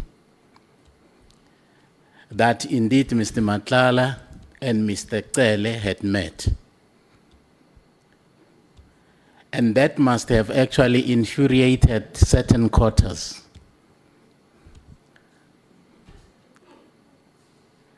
And then decided to wield an axe to stop at all costs this tender, because the conditions have actually been violated. Cele had been met. And that might actually precipitated that meeting you attended and the directive on the 31st of December. What would you say to a person who actually joins the dots like that? I don't know these things that we're talking about, who met Mang and Man. I don't know them. But just to correct that, the letter was on the 31st of December, but the tender one was in January. So it's the letter first that came first, before the tender one. But what I know as a matter of fact is that the tender was awarded in June before we assumed office on the 2nd of July. And by that time, the minister was still Minister Cele. That's all I know. Other characters, where they met, who whipped what, presidency, I don't know. Okay, it's on record here. You will have sight of that because it was said here under oath. Honorable Deputy Minister, your views on the operations of the PKTT. Did they actually do a good job in your view? You must have read the reports and seen reports. In your view, did they do a good job? I'm just talking about the report that I found or was presented on the 5th of March, where they gave a background, why it was formed, when the president went there and the late Mkhwanazi was killed and everything. And then the cases that they dealt with, the successes that was there, and the budget and all other things. Just looking at that document only, not being informed by anything or any influence, I think there was some sort of success in terms of doing their work. But would you then, on the basis of that report, say that the reasons for its disbandment, which were advanced in the directive, were plausible? I think I've said in my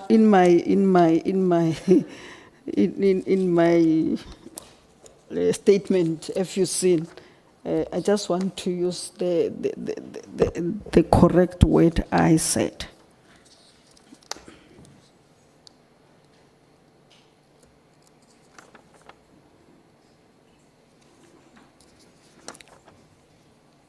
That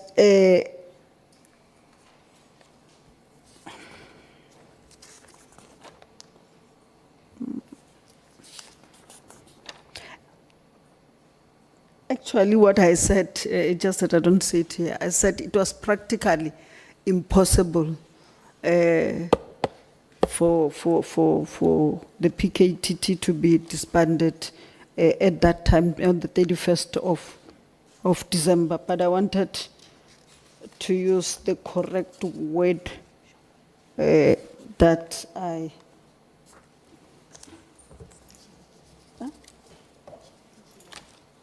11.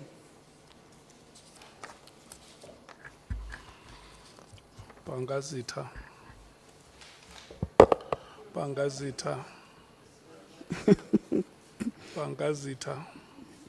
Honorable Chairperson, What is I'm aware that I'm left with 2 minutes.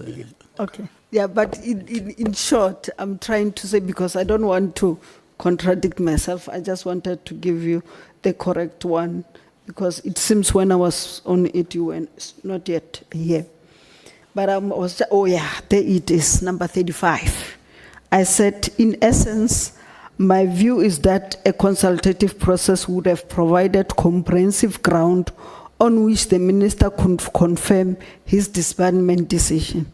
The instruction to immediately disband the BKTT posed serious risk of impossibility of implementation. That is the word I was looking for.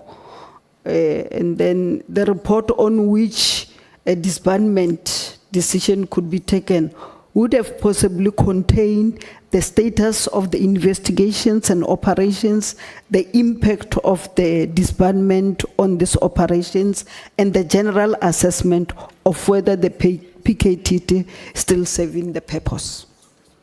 Thank you. Well, my last question actually has to do with your conclusion, Honorable Deputy Minister. I'm not sure whether it is going to be a question, but I'm very impressed with your paragraph 47 in your conclusion, where you are actually saying that it is essential to reinforce and rebuild trust in the South African Police Service. And then you get to the nub of the issue. You say it begins with integrity, accountability, principled leadership. I'm interested in the principled leadership. Can you unpack that for me? Thank you very much. As I was talking about the principled leadership throughout the day, it's like one, working together as a team. Two, where there's a problem, you are able to deal with it immediately and provide solution. Where you see things are not working out, like I said, we could see there was some gap between the national commissioner and the minister. We're able to call them and tell them, fix this because it's going to affect us. So those are principled one, not necessarily on whose side you are taking and whose side you are not taking. Thank Just you, that we don't Honorable. have time, I would have taken Thank you so much, honorable members. Thank you, Honorable Deputy Minister. stop Thank you, speaking, Chair. You stop speaking, all of you. Your time has ended. Follow-up questions, Honorable Skosana, Honorable Mathale. Thank you, Chair. DM, when I was asking, I think maybe I've omitted that. I just wanted to find out whether the Department of Planning and Monitoring have indeed you consulted, or perhaps raised issues, especially when what you told us that there was no delegation of powers. They were aware of that because I believe that department is responsible as well to make sure that everything works well. All the departments in particular, were they aware of what was happening between you? Yeah, thank you. Is it directly related to the questions that Yes. Bangazita was raising? Okay. Honestly, I would not be able to answer that one on behalf of other department. I'm not saying on the other department. I'm just saying that because the Department of Planning and Monitoring, what the President has said is that all the departments, there will be evaluations of everybody. Forget the lifestyle audit. What I'm saying, they were aware of that you have a problem, not that we're not working. I think let's put that aside. The issue that they were in consultation, perhaps you've been ever consulted or felt perhaps you have done better by going to them to say, we are stuck here. No, not necessarily the President. I'm talking about that department because that's their responsibility. I did not know about that responsibility and that instruction. No, thank you. Honorable Mathale. Thank you, Chair. Mine's not really a question, but just for our evidence leaders to please follow up with the National Commissioner. I don't recall us getting a copy of the report of the investigation that led to the cancelling of the tender. And just for clarity, we are not saying that we support or we don't support the cancelling of the tender. The issue here is that whether it was done, was there political interference, and how the matter went. So we must get the report and also who were the investigators that investigated the tender that led to it being cancelled. But to be clear, Okay. we are glad that it was cancelled. We just want to know if it was done properly. Thank you, Chair. Thank you. SC, do you have any further question to ask? I'm checking, all the speakers my speakers list is exhausted. I'm checking if you have any question to ask the Honorable Deputy Minister. Thank you, Honorable Chair. Just to continue, Honorable Deputy Minister, the fish and pond and sea analogy. It seems to me that you're a very small fish in a huge pond. And what your I want to thank you as the team of evidence leaders for your cooperation and for your evidence here today and your insights. I think the tendency is to say, no, you hear Nhlanhla, you hear about Brown Mkhwanazi in this thing. But this is much, even though there are millions and millions, hundreds of millions of rands involved, it's much bigger than that. It's what we've heard from the Portfolio Committee. Over a period of so many billions of rands that's been lost, stolen, leaked, and misappropriated. So, firstly, we're talking about a huge department, maybe the biggest in government. It's difficult to know where to start this rot that we now know that has manifested. Is it the whole appointments procedure, the appointment of ministers, the appointment of deputy ministers, the allocation of functions to you?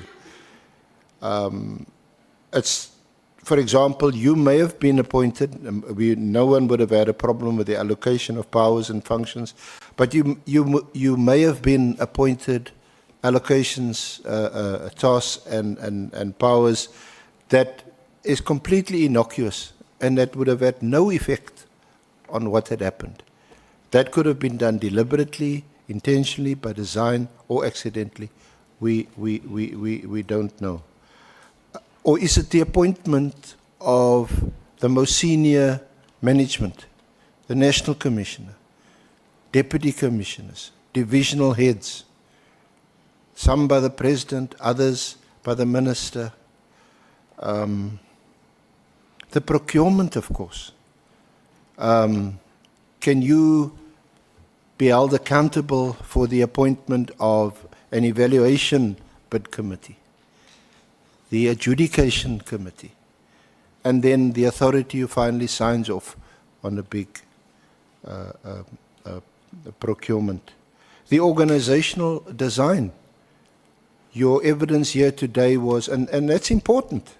It's not useless evidence, that you weren't even aware of the PKTT until, I think you said, firstly it was in a letter, and then you became more aware of it on the 5th of March when you went to Parliament, and like many of us just heard the presentation there.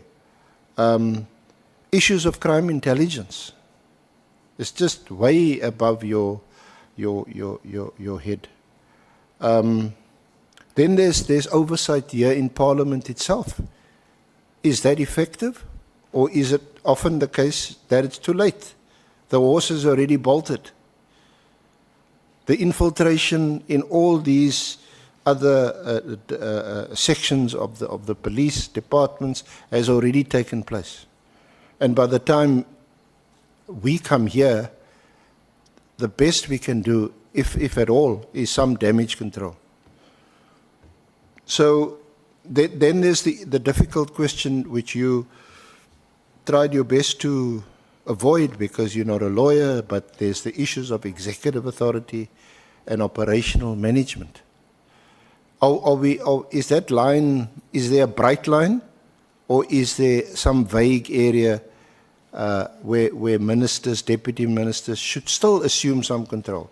But obviously people who are honest and who are committed to cleaning up the process. So there's the issue of competence and whether people are qualified to hold certain positions, and vetting processes. Are people just being appointed and the next thing you hear, no, but actually they've got some hidden or dark past and they should not have been appointed. So thank you, Chair.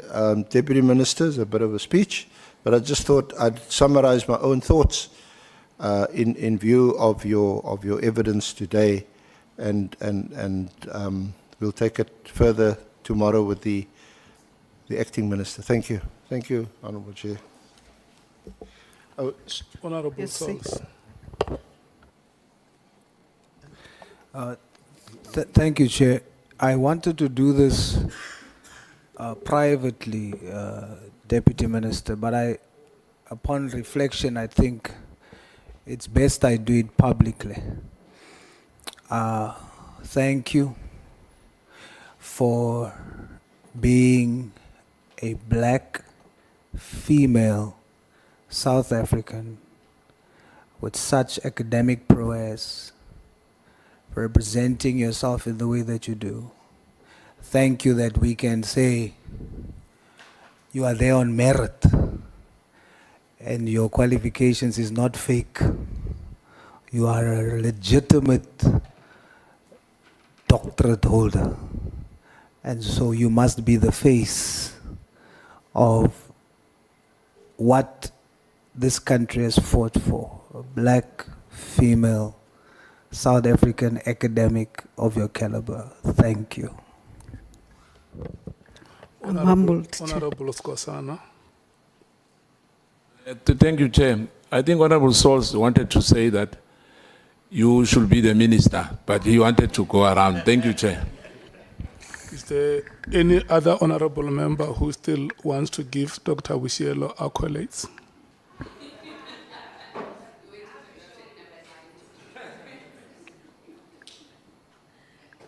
Yes.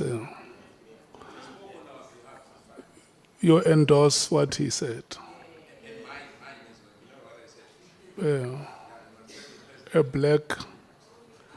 No, Chairperson, for the record, the MK does not speak for the Patriotic Alliance. He says an African female from one of the most rural provinces of the Republic with a doctoral degree accompanied by 30 other qualifications, and not from one institution, from many institutions. This is what we have been saying, Honorable Boshielo, about the two female advocates that work with the senior counsel.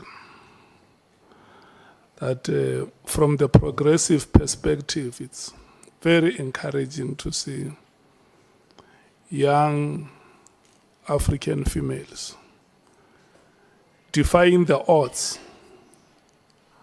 rising against adversity,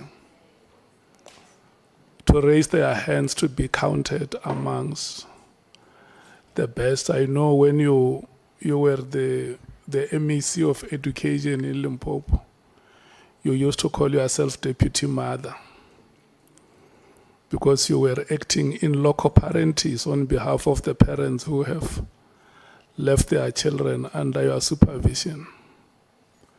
And what the honorable members are saying here is that you must continue and live to be the inspiration that you are. When you come here, the SC announces to South Africans that you are a doctor with 30 other qualifications.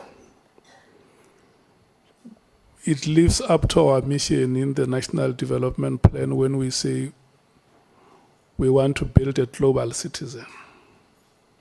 But you know, the cherry on top is when you say your doctoral degree is on technology, which is the economy we live today. And Honorable Sangon is going to agree with me 120%.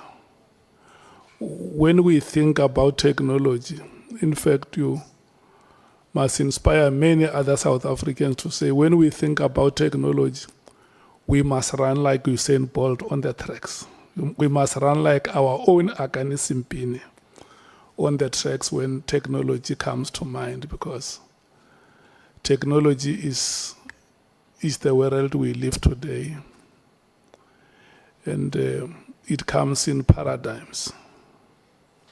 All the time is going to be with us, and that is why now we talk about the fourth industrial revolution. I have heard others talking about the fifth industrial revolution. Academically, I don't know if the fifth industrial revolution is already there, but anything is possible with technology, and for that we want to thank you so much. it will not be fair. I mean, honorable members have given you accolades here and that. You are the first female witness to appear before us. It will only be fair on my part and living up to my reputation as the benevolent chair. Not the Beni chair, the benevolent chair. To give you a chance to say something if there is anything that you would like to say. Thank you very much, Chairperson. I'm actually trembling and because I'm being humbled to appear before the committee. The support, I must say, that have been given by the senior counsel and his colleagues, and also the members, when they were asking questions, they were direct and not personal. But also, I learned a lot from what they were saying. The calmness that was asked, you could see it was in good spirit. And I'm more than prepared and now energized to even do my best so that we can get this organization to be right. And also with Mr. Cameroon, I know you warned me, and Mr. Honorable Skozana and Honorable Cameroon, I really, really appreciate all of you. Honorable Sol, I don't want to cry. I honestly don't want to cry. But you really humbled me. You really humbled me, because that's what we want to show, that as Black or African women, we are able and capable. Because others will think we got positions because of the favor or because we slept with somebody or whatever. But your observation today is what I wanted to portray to everybody today. So thank you very much, and really, really make me want to cry. And Chairperson, thanks very much for your fairness and you know how you conducted this. And Honorable Mathale and Honorable Sangoni, all of you, I'm grateful and I'm humbled. Thank you very much. Thank you so much. Thank you so much, honorable members. Let me make this announcement. First of all, I must congratulate you for the manner in which you did your business today. And I always say that it is the quality of interactions in a team that wins games. And I now see that we have become a goal-scoring machine. Thank you so much for your conduct and the manner in which we do our work. Always very agile and incisive. SC, thank you so much for today's business. And the Honorable Deputy Minister, we want to thank you. The ever-working staff of Parliament, thank you so much for the exercise that we have embarked upon. Is innovating, is energy-sapping, but you always appear indefatigable. So we want to thank you so much for that. And the members of the media who are with us here this week, tomorrow, is Honorable Minister, Acting Minister Cachalia. And then we have IDEC on Thursday and Friday. We are going to start at 10 o'clock tomorrow. 10 o'clock. Are we fine? 10 o'clock. Okay. Let's be here at 10. The meeting stands adjourned. Thank you so much.